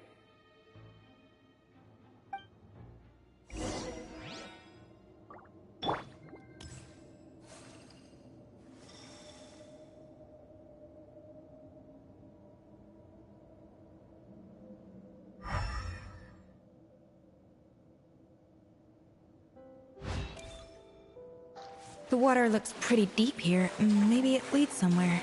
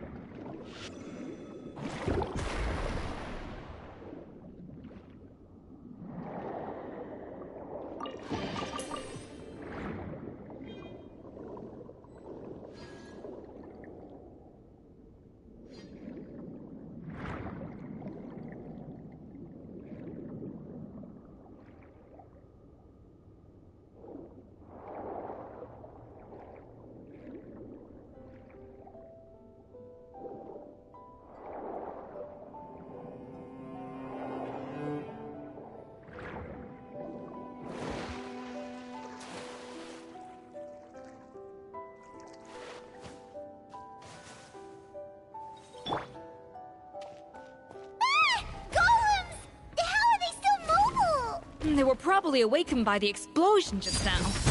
Alright, Knife Skills 101. Time for some rough chopping.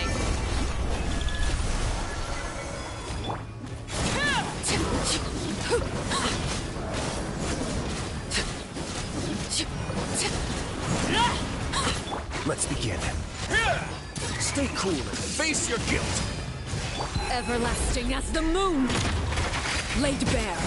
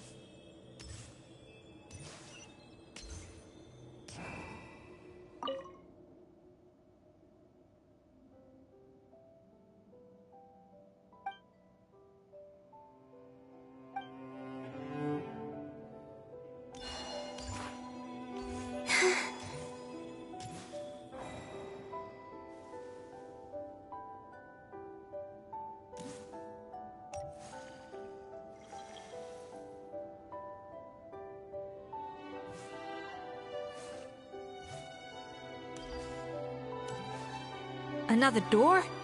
Guess we need to prepare another feast for our guests.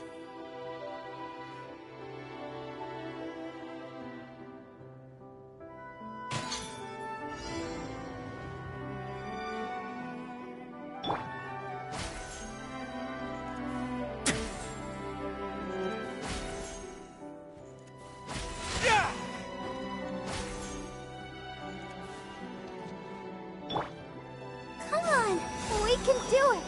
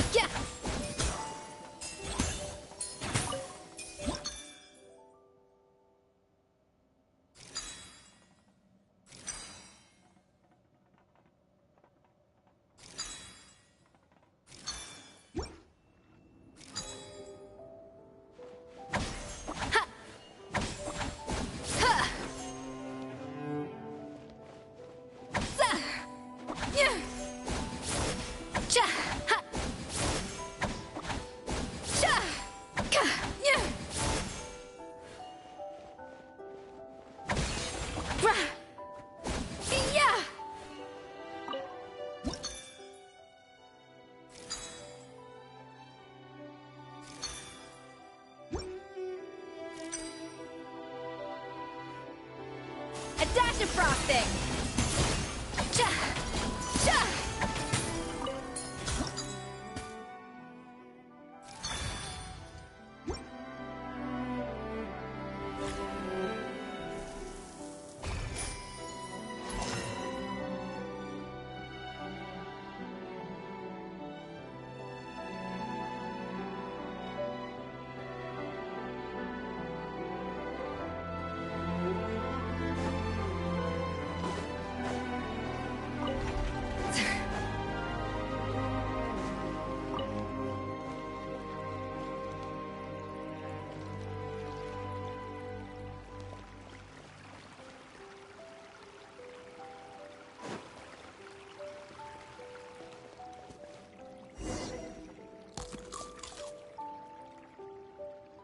It seems to really like the texture of Rome maritime flowers.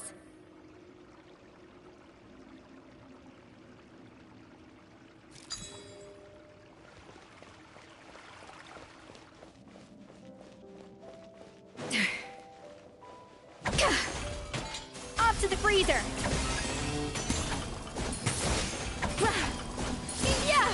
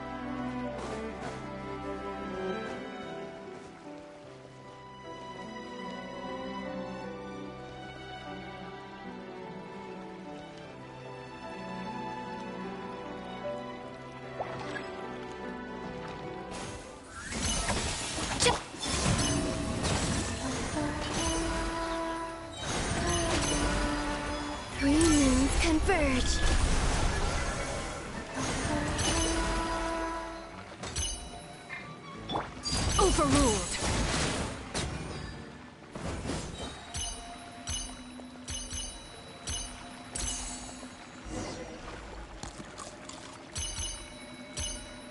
I never knew you could process Lumitwol like that. Alright, I've got to jot this down. Lumitwols and Maritime flowers. This could open the door to a whole new world. Yep, that's literally the plan. Wait, hold on. Which door are you talking about?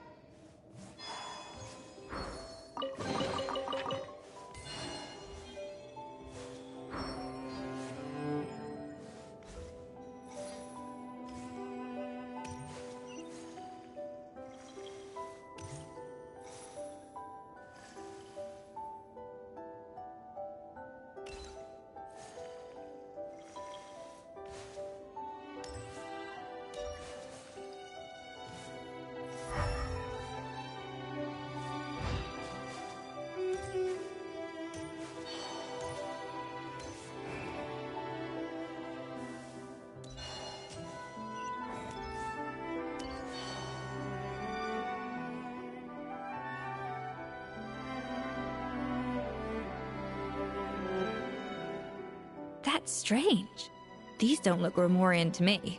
More like last century Fontaine. Adventurers from last century Fontaine, huh? Oh, Modeste and Savelli, do you think they camped here? By the looks of it, this was a one-person camp. They adventured together, but maybe one of them came back alone at a later date. Huh, you really think so? Trust our adventurers' instincts. We're pros at this stuff, just like you're a pro in the kitchen. Okay, well, the Traveler has more adventuring experience overall, but Paimon's definitely a pro rummager from all those treasure chests. Darn it! Paimon was just about to show off her rummaging skills! Huh, no kidding. Are all adventurers so obsessed with journaling? I mean, I guess I take a lot of notes when I'm cooking as well, but I thought that was just me. Anyway, let's find out who was here. It's been years since I've last visited these ruins. It's exactly the way I remember it. This place probably hasn't changed in millennia. Sadly, up above, on dry land, everything has changed. The treasure of Remoria. That's what we used to call it. Modeste was right about its potential. It turned Gateau de Boer into a national sensation. Our limited stock of the substance meant that the Gateau could only be produced on a small scale. But this only drove up the popularity all the more. Modeste was right about that too. He predicted all of it.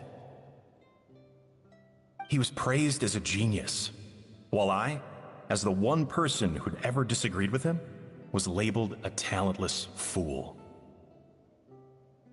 Modeste tried his best to console me, but I knew better than anyone just how great the gulf was between us. Our conversations grew scarce, and we saw less and less of each other. I didn't fight it. He had new friends and a career of his own. Why invite further disdain by inserting myself where I did not belong? I told myself that maybe one day, when I finally created a masterpiece of my own, I'd be able to face him without shame. Or maybe one day, when I've put these feelings of self-loathing behind me, I'd be able to ask him with a smile on my face, how about we go on one more adventure, for old time's sake? Unfortunately, that day will never come. So it was Savelli. From the sounds of it, he came back after Modeste had already died. I always thought it was just a legend. But if it's true, then this must be the place where they found their secret ingredient, the birthplace of Gateau de Boer. In that case, what does that say about the death of Modeste? If it's all true, maybe Savelli really did have something to do with it. The taste of Gateau de Boer has changed. Modeste was convinced of this, even though everyone swore they couldn't tell. Being the perfectionist that he was, he refused to accept even the slightest flaw in his work. He stopped all sales of the product, locked himself away in the kitchen, and worked day and night, vowing to find out where he had gone wrong. But as he baked and taste tested over and over again, he found he only strayed further and further from the original taste. It was only when he was sipping on coffee one day and realized he could not taste the bitterness that the truth finally dawned on him. What had changed was not the gâteau, but his sense of taste. The treasure of Remoria stimulates the senses, taste included, and invigorates the spirit. In the short term, it offers people the ultimate gourmet experience, but in the long term, it dulls their senses entirely. In hindsight, it made perfect sense. After all, why would a culture that sought liberation from the constraints of their bodies care for the loss of their senses? But we realized it too late. We were just too late. Over the course of his many culinary experiments, Modeste exhausted the remaining supply of the treasure of Remoria. He consumed it all himself. The finest culinary talent of his generation now faced a future in which he would never be able to taste anything ever again. Finally, in despair, he took his own life. And because we had become estranged, I could not be there to stop him, to offer some words of comfort, or even to say goodbye. Yet despite everything, he sent me his final letter. The treasure of Remoria? Guess Monica was really onto something. It really was a kind of drug. So, Modeste chose to end his own life. Then, why all the rumors that Savelli murdered him? Also, neither the Codex nor any other contemporary records make any mention of the treasure of Remoria. It's almost as if someone deliberately erased it from history. Modeste told me everything in his final letter. His was a tale of how even a genius could fail, and how much more devastating it is when it happens. Did he hope I would gain some personal catharsis from knowing the truth? Or maybe he wished for me to warn the public about the dangers of Gâteau de Bourg, proving that I had been right all along. But if the public ever learned how Modeste's greatest triumph became his undoing, his fall from grace would be swift and merciless. 1 minute a genius, the next a joke. It would surely spell the end for his restaurant too. What would be his legacy then? How would future generations view everything we built together?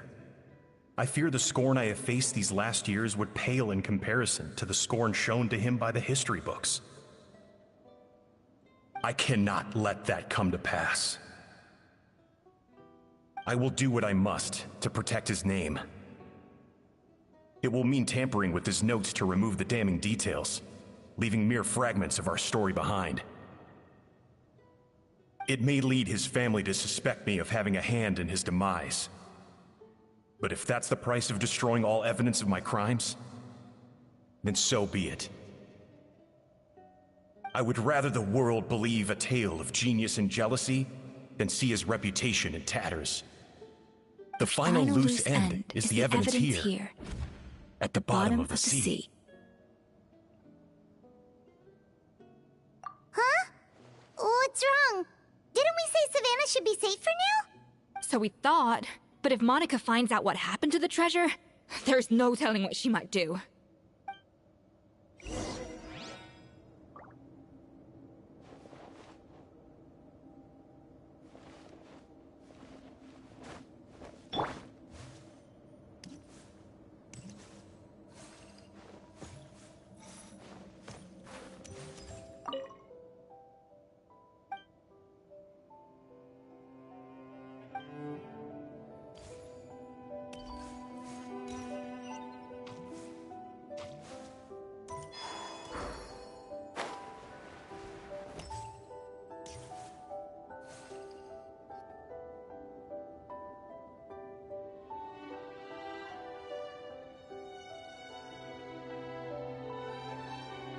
The treasure of Remoria. I have found you at last. Savelli, you tried your best to bury the truth, but you underestimated the children of Modeste. Some fragments of his diary escaped your clutches, and we have held on to them for generations. But I have to thank you too, Savannah. Without your help retrieving the Codex, and with it the last piece of the puzzle, I may never have found this place. But now, finally, the secret to Remoria's military might is within my grasp. The treasure of Remoria is mine! Oh. It's empty. It's empty? Monica? Oh, we were seconds too late. Escoffier? What's the deal with that jar? Savelli's final act! He wanted to conceal the secret of the treasure forevermore and make sure it would never harm anyone again. So he came here after his friend's death and destroyed every last shred that remained. This can't be happening. All the years I spent piecing together the truth. All my painstaking planning. All that for an empty jar? Monica, don't do anything stupid. This ruin is more dangerous than you realize. Oh, shut your pie hole!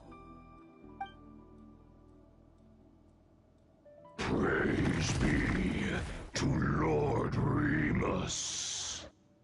You barbarian shall be slain.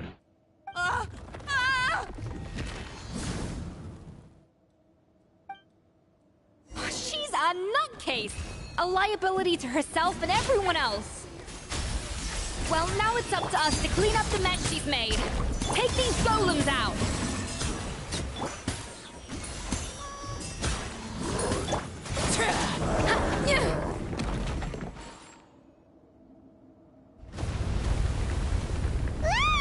Why is this place still shaking? Either way, it's all her fault. Enough chit-chat. Let's get out of here, Traveler Escoffier, come on! Okay, I'm coming. Huh? Oh, no you don't. If I can't get what I want, neither will any of you. I've got nothing to show for my life's work so far. But if I can take another so-called genius down with me in my final moment, then it was all worth it. You're a psycho!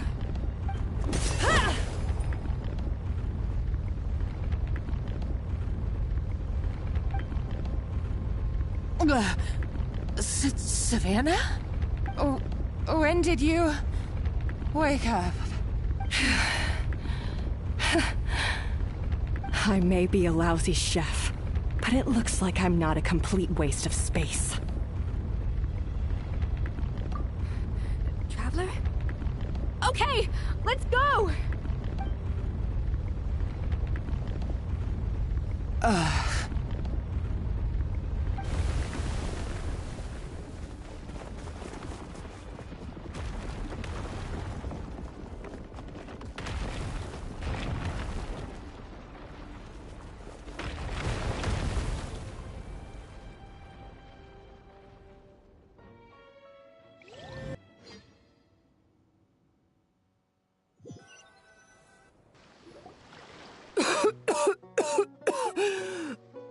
Escoffier! Savannah! Traveler! And Paimon! Venegem! What are you all doing here? What did you expect us to do? Stay at the restaurant and sit on our merry derrieres? While the Traveler and Escoffier were out here risking their lives? We had to do something. Even though that something ended up being, well, waiting for you here instead. I don't deserve any of you. And I certainly don't deserve to be your head chef. It was my fault Escoffier had to leave. Then I couldn't live up to her standards. I acted like a tyrant in the kitchen. And now I almost got myself killed. Come back, Escoffier. Come and be our head chef again. I'll never be able to replace you. Okay, so everything I said to you the day I left, it just went in one ear and out the other? Huh? Sorry, I was kinda in my own head at the time. All I could think about was the Lumiline situation. What was it you said again? Forget it. It doesn't matter. Anyway, I didn't leave this job because of you. And you're not nearly as awful a chef as you think. If you were that bad, why would all your staff show up here for you? Escoffier's right. Sure, you nitpick our work and get us to do things over a lot. But when it comes down to it, you're the one who's always doing whatever it takes to make sure the customers get served on time, every time. Things were pretty rough after Escoffier left, and Savannah's the only reason we've been able to make it through. Our customers know that Escoffier doesn't work for us anymore. But the fact is, they keep coming back. If that's not an endorsement of your work, I don't know what is. At the end of the day, we're all human, and we all make mistakes. All we can do is recognize where we get it wrong and do our best to improve.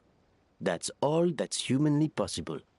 No, I get what you're saying, but what I did to Firmin and to Escoffier, it's unforgivable. Well, about that, there's someone else here to see you, Chef. It's been a while, Chef Savannah. Firmin? I'm so sorry. I put far too much pressure on you. And the way I stubbornly refused to go and see you after you fell ill. There's no excuse. But I'm too late, aren't I? The damage is done. I heard that you can't even hold a kitchen knife anymore. Actually, I think I'm going to be just fine. Huh? We thought Firmin's problem was purely psychological in nature. But after the threat letter came to light, it got Firmin thinking. And then he remembered the tea that Monica used to give him every night. And as it turns out, she was lacing it with Lumiline the whole time. No way! Doesn't that cause nerve damage? It can. High doses pose a risk of serious nervous and sensory complications. But if you calculate the dosage carefully, you can control the extent of its effects. A small dose might simply make a person more emotional, whether that means more fragile or more hot-tempered. No wonder it seemed like you'd lost your edge. I asked my friends at the Fontaine Research Institute about it. They said that with the low dose I was taking, the risks are pretty small. They also fixed me up with some meds and said I should recover in no time. Well, that's what happens when you give someone a little bit of hope to cling on to. There's more. We believe that Firmin was likely not Monica's only victim. You mean she poisoned me too? Oh, so that's why Savannah's been so irritable this whole time! Let's not be too quick to blame everything on the Lumiline. That stuff can only amplify what's already there. So tasty food will seem like the most delicious thing in the world, while food you don't particularly care for will become utterly revolting. So you better make sure you reflect on your behavior and apologize to every single person you've wronged. I will.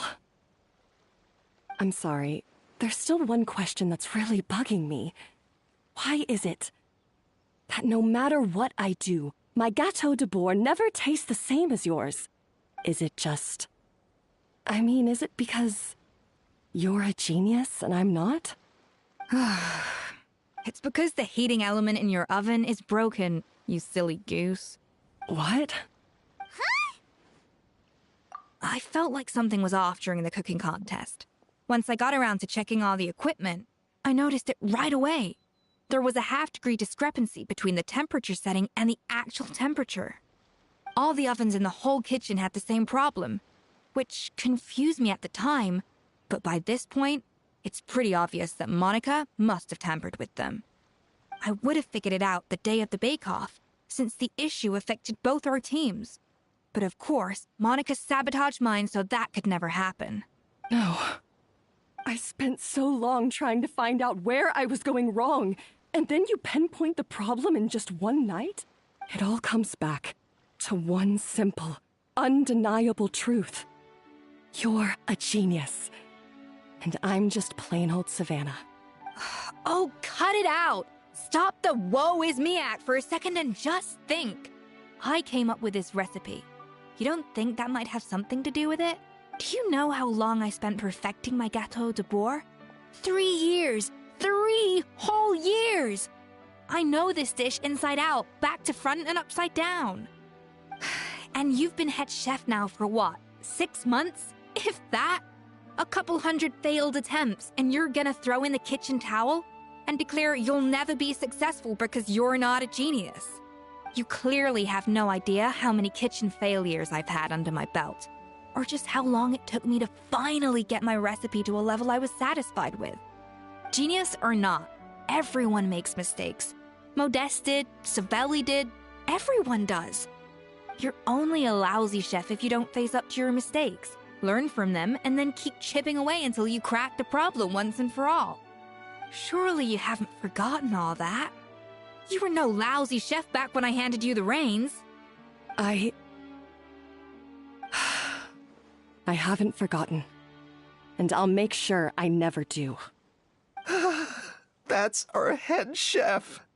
Ha ha! Sounds like we won't need another changing of the guard in the Hotel de Bord kitchen anytime soon. Huzzah! Aw, what a perfect ending to a crazy journey. Look how happy everyone is. So you got your mojo back now? Yeah. Thanks to you, Escoffier. In fact, no. Thanks to all of you. Aw, friends again. So nice to see them finally settle their beef. Good. So now that's out of the way. It's time for payback. You cheated in our last bake-off, and I demand a rematch right now.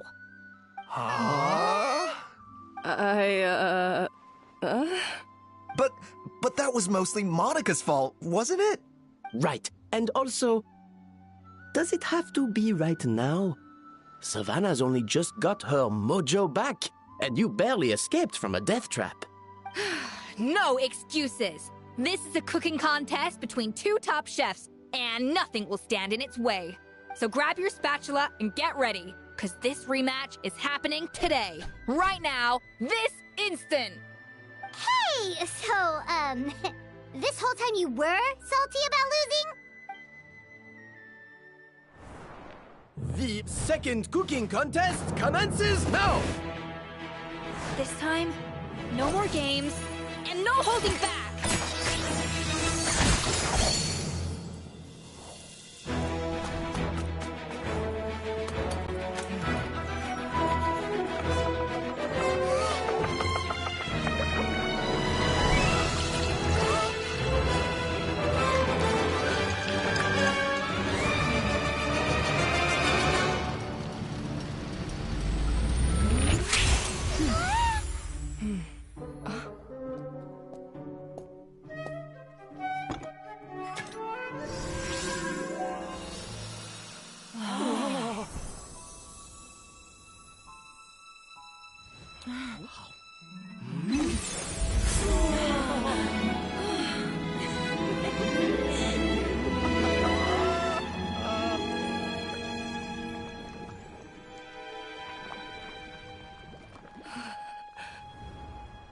I feel like I don't have the right to be here. Hey, what are you so afraid of? You can't unbake it now. And if you don't serve it, then good or bad, you'll never find out how to improve. If you're too scared to fail, you'll never know what real success tastes like. So? Embrace your failure. Taste it. Digest it. That's the way to success. I don't know. Sounds like it's easier said than done. I'll do it.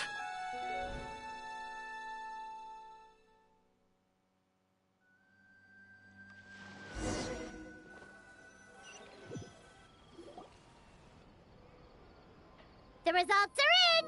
A landslide victory for Escoffier! Quite rightly, too. Piece of cake.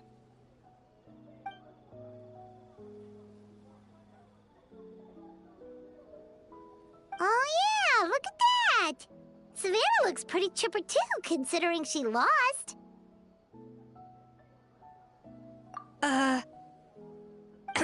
Now, where were we? Yes. Do you have any more questions for me after everything that's happened? I thought Navia would have filled you in.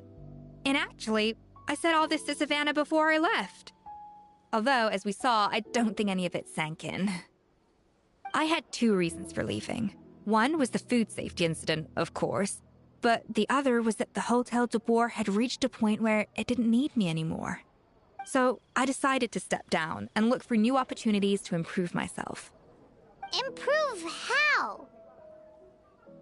Well, a while back, I got to know a fellow chef from Liyue, and in her, I saw so many new possibilities. She has that same adventurous spirit that Modeste and Sibeli had in their youth. Slime mucus, lizard tails. With her, nothing's off the table. There's a whole world of new flavors out there waiting to be explored, hiding away in ingredients we overlook. Case in point, remember those Romaritime flowers down in the ruins? I used them in the cooking contest just now. Did you taste the difference? What? Paimon didn't notice at all. Half of the art of cooking is dissecting the recipes of previous chefs and figuring out the exact constellation of elements that gave their work its signature taste. And the other half, it lies in freeing yourself from the confines of the kitchen. You've got to go out and explore the endless possibilities out there. Uh-oh. Paimon's suddenly not sure she wants to try your cooking anymore. Don't worry, it's not going to be a free-for-all like in Modeste's time. Before I put anything into my food, I'll obviously do my research, make sure it doesn't contain any harmful substances. In the meantime, take this. It's a recipe for Petit Gâteau de Boer revised version. I tweaked it to suit your needs as busy adventurers. Hope you enjoy, and remember, feedback is always welcome. All right! So, do you ever see yourself returning to Hotel de Boer? Oh, of course. I've already promised Vanishem that I'll come back every once in a while to make sure the quality of the food remains at an acceptable level. You know, Paimon's still a little disappointed that we never got to see the treasure of Remoria.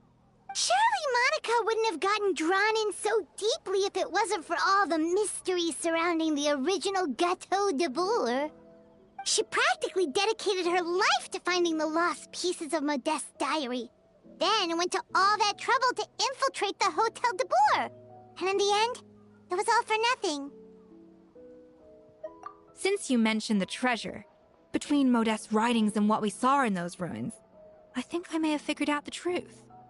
The so-called treasure of Remoria was most likely a substance that the Remorians extracted from Lumitoiles, better known to us as Lumiline. Huh? So then, why all the hype back in the early days of Gâteau de Boer? Don't forget, it was a very different era. We could barely even refine sugar back then, so desserts were very much in their infancy. In a world of bland food, it's no wonder that the first thing to really excite people's taste buds took the world by storm. And as for the Lumiline, it may well have been somewhat valuable in ancient times. But these days, it's just another drug from the Fontaine Research Institute. Even if Sibeli hadn't destroyed it all, I doubt it would be worth that much these days. So after all that, there was nothing in those ruins but worthless junk. Feels strange to say it, but Paimon almost feels sorry for Monica. She sacrificed it all only to get nothing in return. Hey! Huh? Navia? You just got back from that underwater ruin, right? Well, check it out. They ran a special issue. Did you see anything like this down there? Freshly unearthed from the ruins of Remoria. A magnificent jar thought to be over 1,000 years old. Experts say it has immense artistic and historical value. It could be worth an absolute fortune. Wait! Isn't that the jar they used to hold the treasure? If only it was still in one piece. Some butterfingers must have dropped it or something. Ugh, it's such a shame.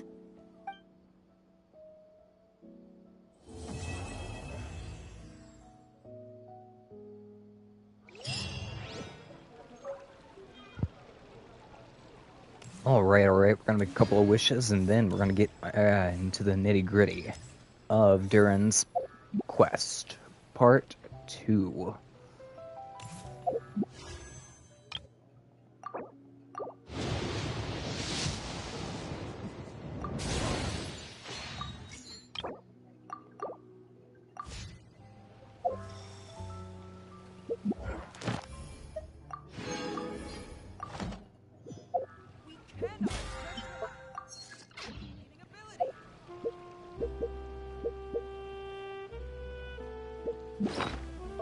Hold on, I'm trying to figure out where it... Oh, there it is.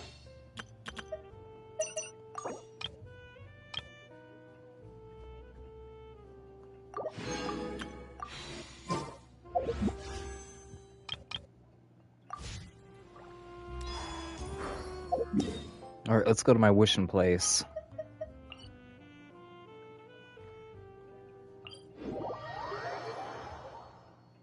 Wait, hold on. Oh.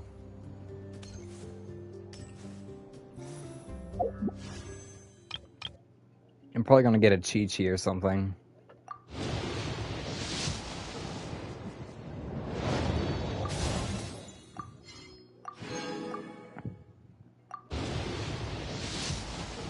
Oh, I felt that one.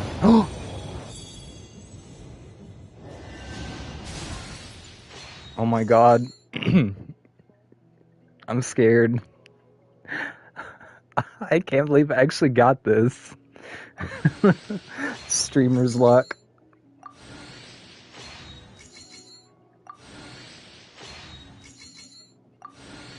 Oh my god, oh my god.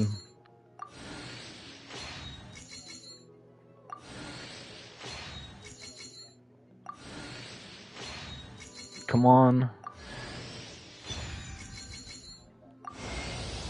Oh my god, yes.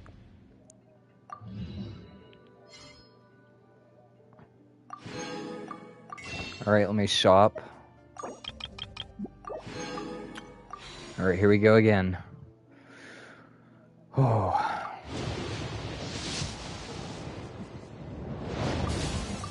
Nothing. Wait, what? What? What was that? Okay, no, it wasn't a 5-star.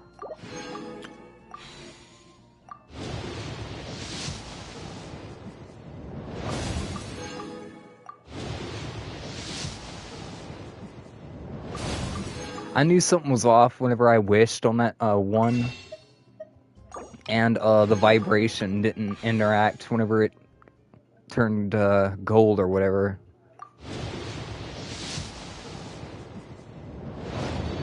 Oh dear.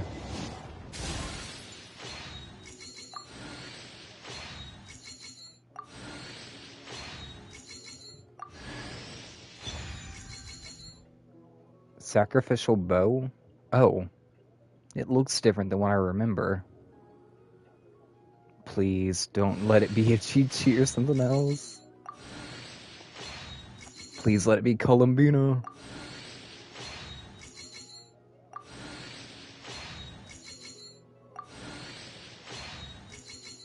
God, I have a bad feeling. Oh my god! Yes. Oh my god, oh my god, oh my god! Oh my god. Boom.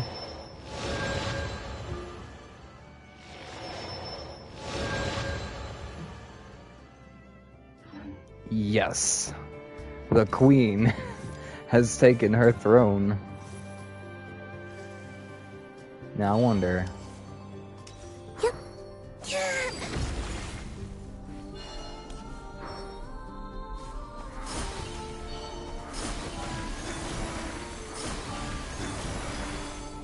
I don't know. How would I test her? We'll test her on this thing. Surge. A moonlit night for all.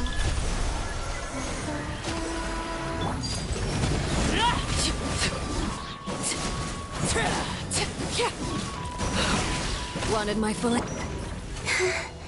Let the show begin. Yeah. Oh no! I forgot that I upgraded. Laid bare. Wayne. Okay, not the best, but that's because my team isn't completely... I mean, it's complicated, okay? It's complicated. Alright, we have C6 Columbina. That is the first C6 paid character that I have. That is a huge milestone for me.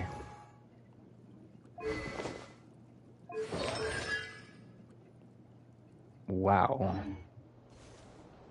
Alright, Durin's Quest, Part 2. Magic known as... Yeah, there it is. Alright, hold on.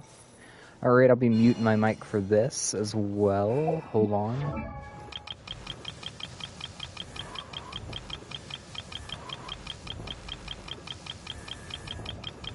I can't believe I got 2 5 stars in a row.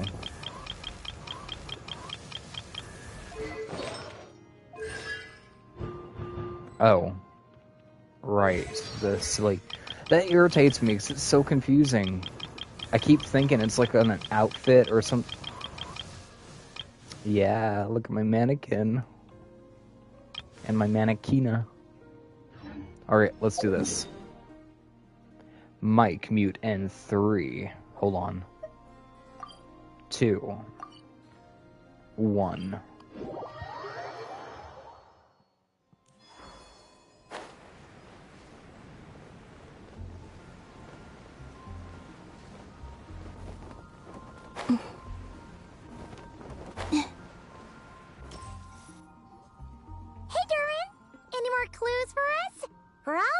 The next chapter.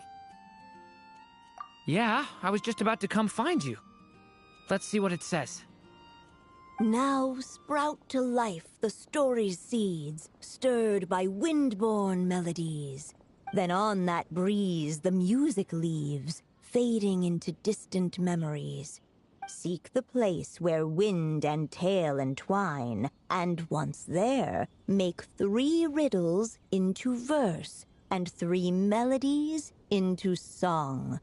For in poetry and song will this story start to blossom. Come on! Another riddle? All that talk about wind and melodies? What do you think the answer could be? Oh! Care to elaborate? Wind, music, poetry. Tone-deaf bards gotta know the answer. You mean Lord Barbados? Albedo introduced us when I first arrived in Mondstadt. I mean, someone like me was bound to catch his eye sooner or later. It's better that it's out in the open anyway. Now, how should we track him down?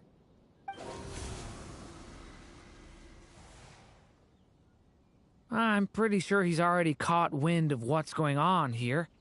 Why don't we just see where the wind takes us? Right.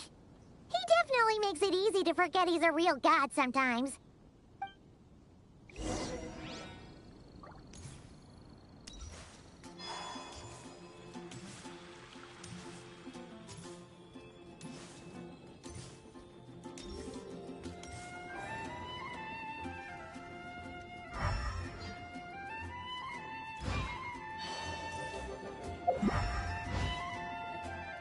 Traveler, Paimon! What a sight for sore eyes! And the little dragon from the fairy tale world. I heard your voices calling out to me on the wind. Something about needing help with a riddle? Sorry to disturb you, Lord Barbados. Disturb me? Not at all! To tell you the truth, I'm just as curious about this riddle as you are. Let me take a look.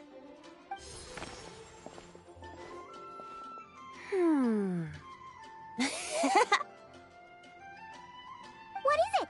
Did you figure out the answer? 3 riddles and 3 melodies.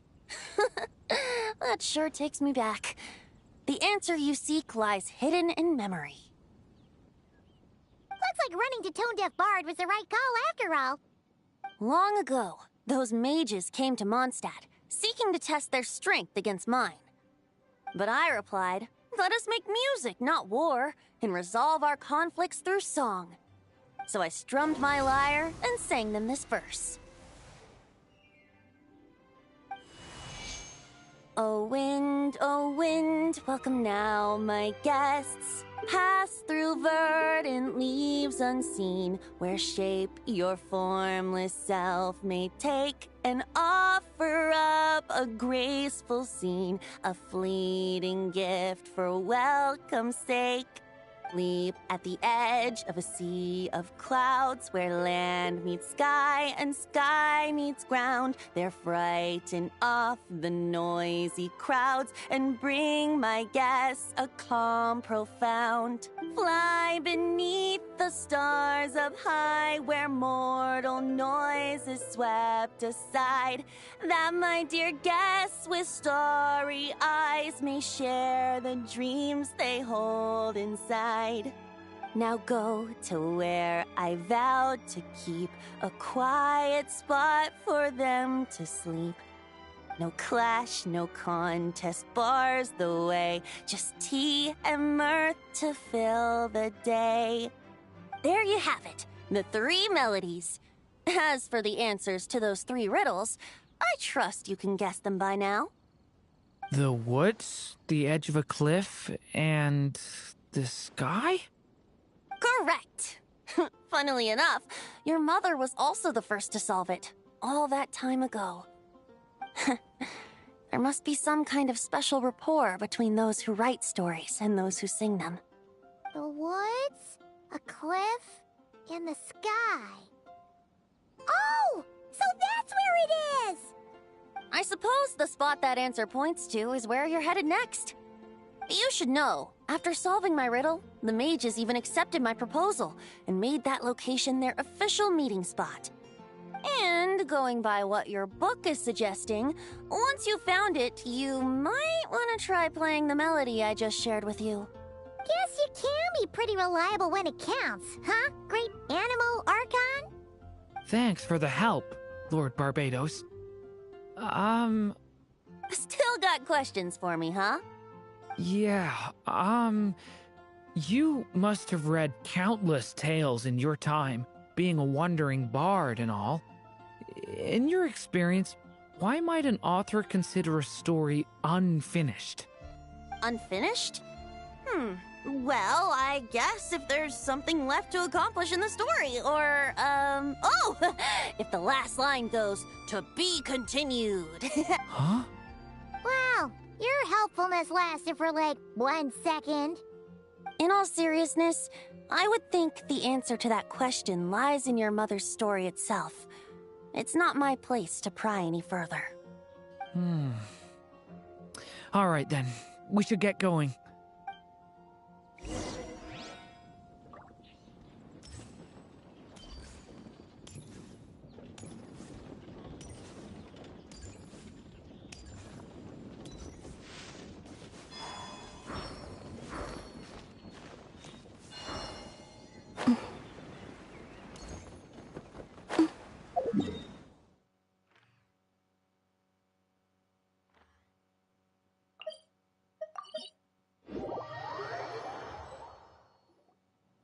Hey, we're here! Now, we just need to play the 3 melodies, and we should be able to gather the memories for the next chapter, right? A musical performance? Huh. Out of all the things Miss Lisa has taught me, that's the one I'm worst at.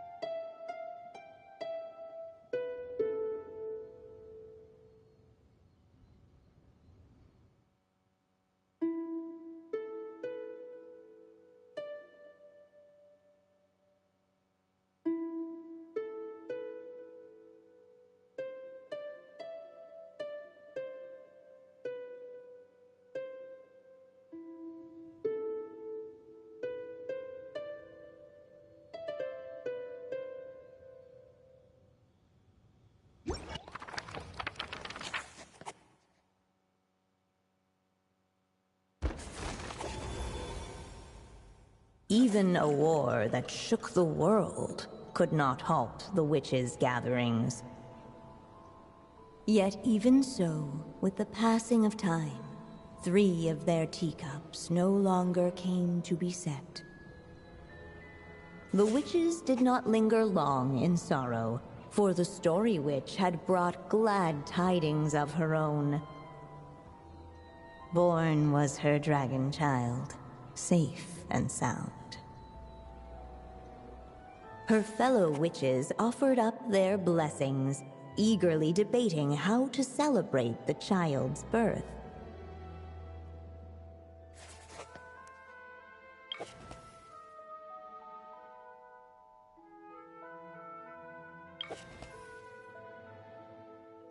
In the end, they settled on the most vibrant balloons they could find. After all, what could be more joyous than the arrival of new life? And so, the witches' gathering turned into a birthday celebration.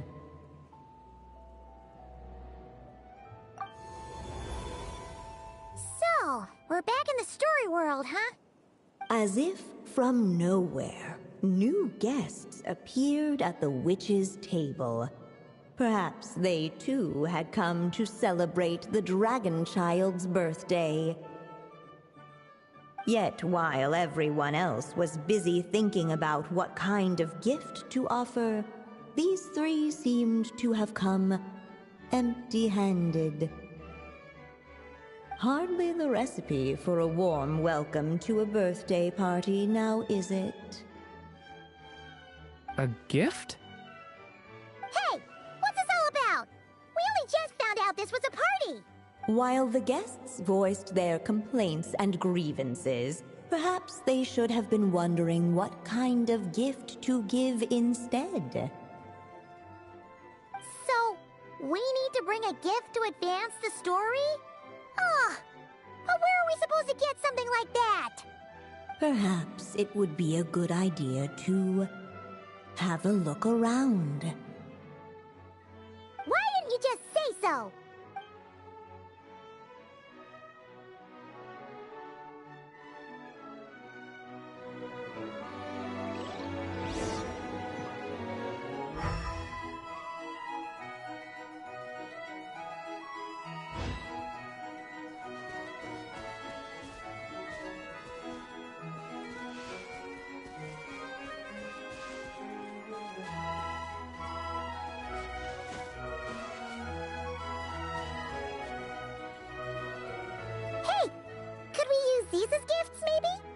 At last, the guests found something to give the dragon child.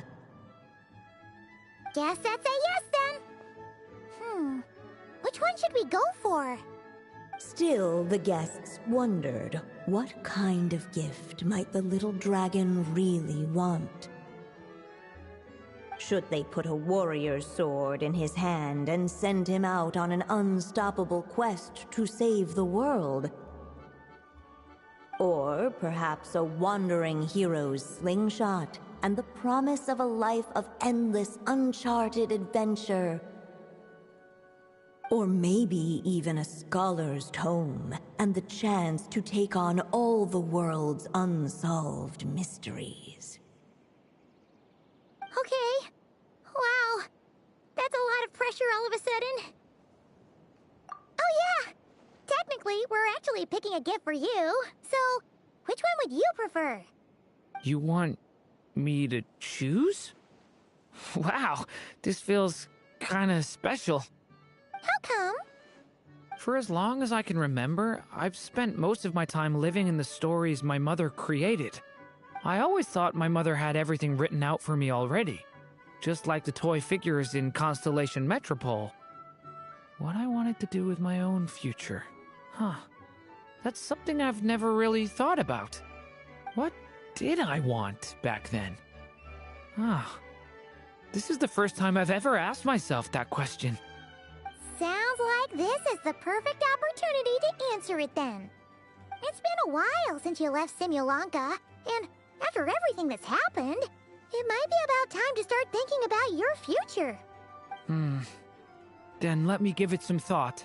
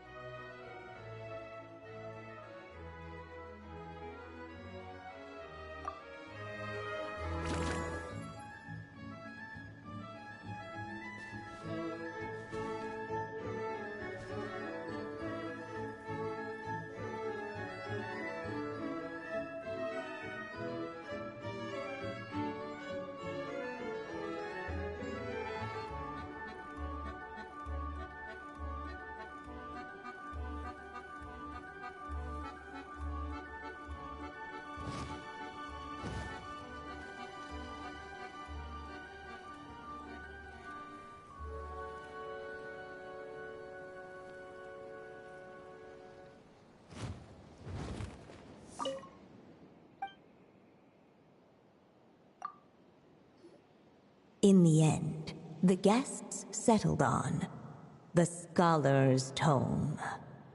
So you're the scholarly type, huh? I just feel like I should learn more about the way the world works. What makes you say that? I'll give you an example. Did you know that in Mondstadt, using fire to catch fish is a punishable offense? I thought she was just teaching me regular hunting techniques. It was only after Master Jean caught me and sent me to solitary confinement that I realized I'd misread the situation. So much of what's considered common knowledge in your world just wasn't in Simulanka. So I have to learn, or I'll keep causing trouble for everyone else. Paimon's not sure that counts as common knowledge.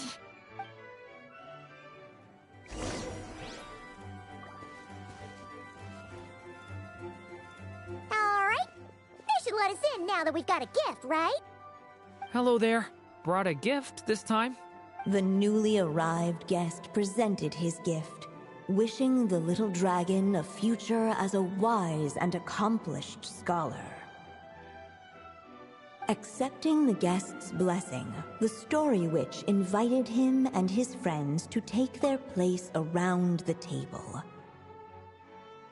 Finally, she could introduce them all to her dragon child, telling all in attendance about the moment of his hatching, and of course, the name he'd been given. It was then that the Seer Witch, diviner of the stars, withdrew her gaze from the heavens and turned a sorrowful glance upon the little dragon. You gave him the same name as that evil dragon? That's right. But the life I intend for him shall be very different.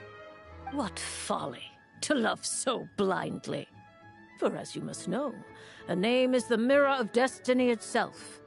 He who bears an evil dragon's name must also inherit the fate of its previous owner. His fate has been foretold. Then I'll rewrite it. The witches at the table fell silent, for they knew the Seer Witch's words had never once proven wrong.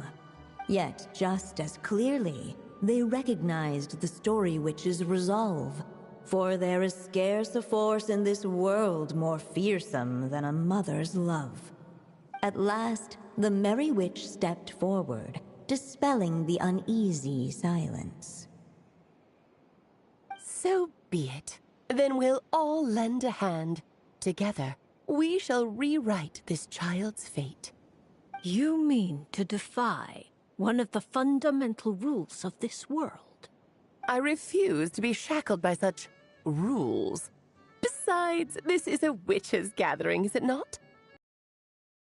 Object for this occasion than to defy them. Oh? Sounds like an interesting experiment. I suppose, were we to succeed in this endeavor, we might bring a touch of wonder to this otherwise dreary sky of stars. The Merry Witch finally talked them all round, just like she had done many times before. Warm and strong as the sun she was, so much so, in fact, that those who her light shined down upon had no choice but to bask in it. And so the witches readied their gifts, 3 marvels of the cosmos. For this child, I shall decipher the ravings of the heavens and lay bare before him the trickery of fate. For this child, I shall leave a formula powerful enough to unravel the very origins of this world, that he may seek another solution for the conundrum of his life. For this child, I shall call upon wondrous magic to make possible his impossible wish. All the Story Witch had was the pen in her hand, yet with the love that flowed from it, she resolved to bring forth a marvel of her own. For this child, I shall leave behind the last story I will ever write, and with it, a path to an ending yet untold. With the witch's blessings given and received, the little dragon's fate at last began to turn. In the midst of the dragon child's birthday celebration, the seer witch proclaimed her prophecy. The child had been given the evil dragon's name, and with it, the burden of its fate.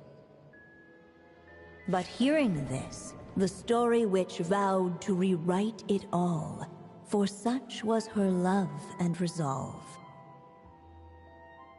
And so the other witches offered their gifts in turn, marvels as rare as any in the cosmos.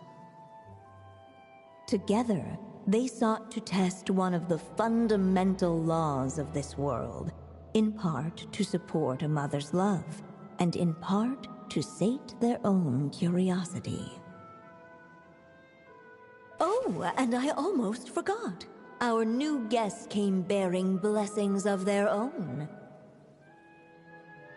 Who knows?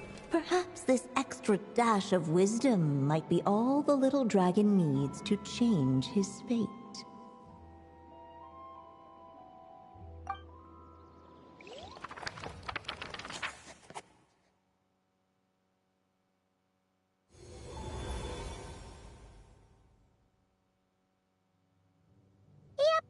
Looks like we've completed this chapter, too. Those witches in the story were the mages of the Hexen Circle, right? They sure seem to care a lot about you, Durin. But, Paimon kinda had trouble following their conversation. Just a bunch of mystery, as usual. The evil dragon's fate. Oh, is that what you're worried about? But didn't we already take care of that? Ah, the mages must have had a hand in that, too. Also, I was just thinking, which part of the story are we even meant to be completing? Oh, it feels less like we're filling in the gaps and more like we're adding something new altogether. But we use the ink, right? And the book hasn't given us any more clues, so that must mean our task is complete. At least for now. Yeah, I guess we're doing something right. Maybe I'm overthinking things. It's just, this is my mother's final wish, so I don't want to mess it up. Anyway, thanks for all your help. I'll let you know as soon as the book reveals a hint about the next chapter. Okay then. See you in the next chapter.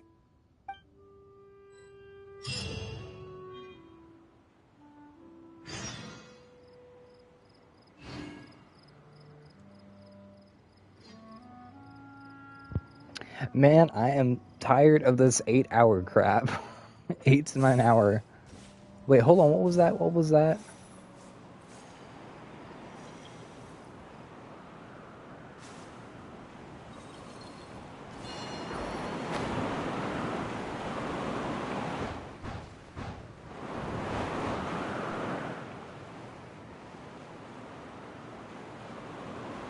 Okay, where is... Oh, there it is.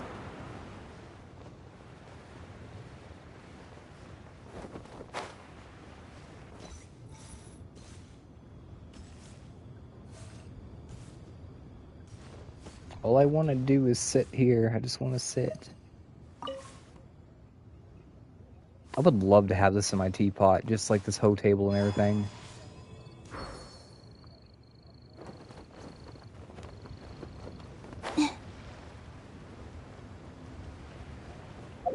Oh, right, I gotta claim my rewards. I'll do it in Mondstadt since I'm already here.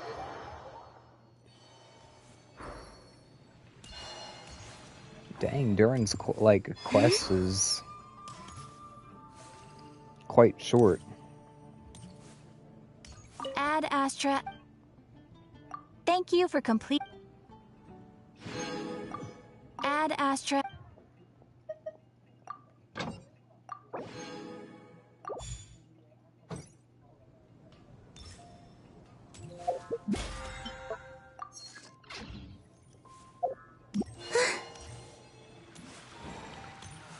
Well, I guess that's all we have time for tonight. We'll have to finish the next part of the quest in a later time. But anyways, I hope you all enjoyed without the interruptions of power going out or cable stopping on me. But anyways, bye for now.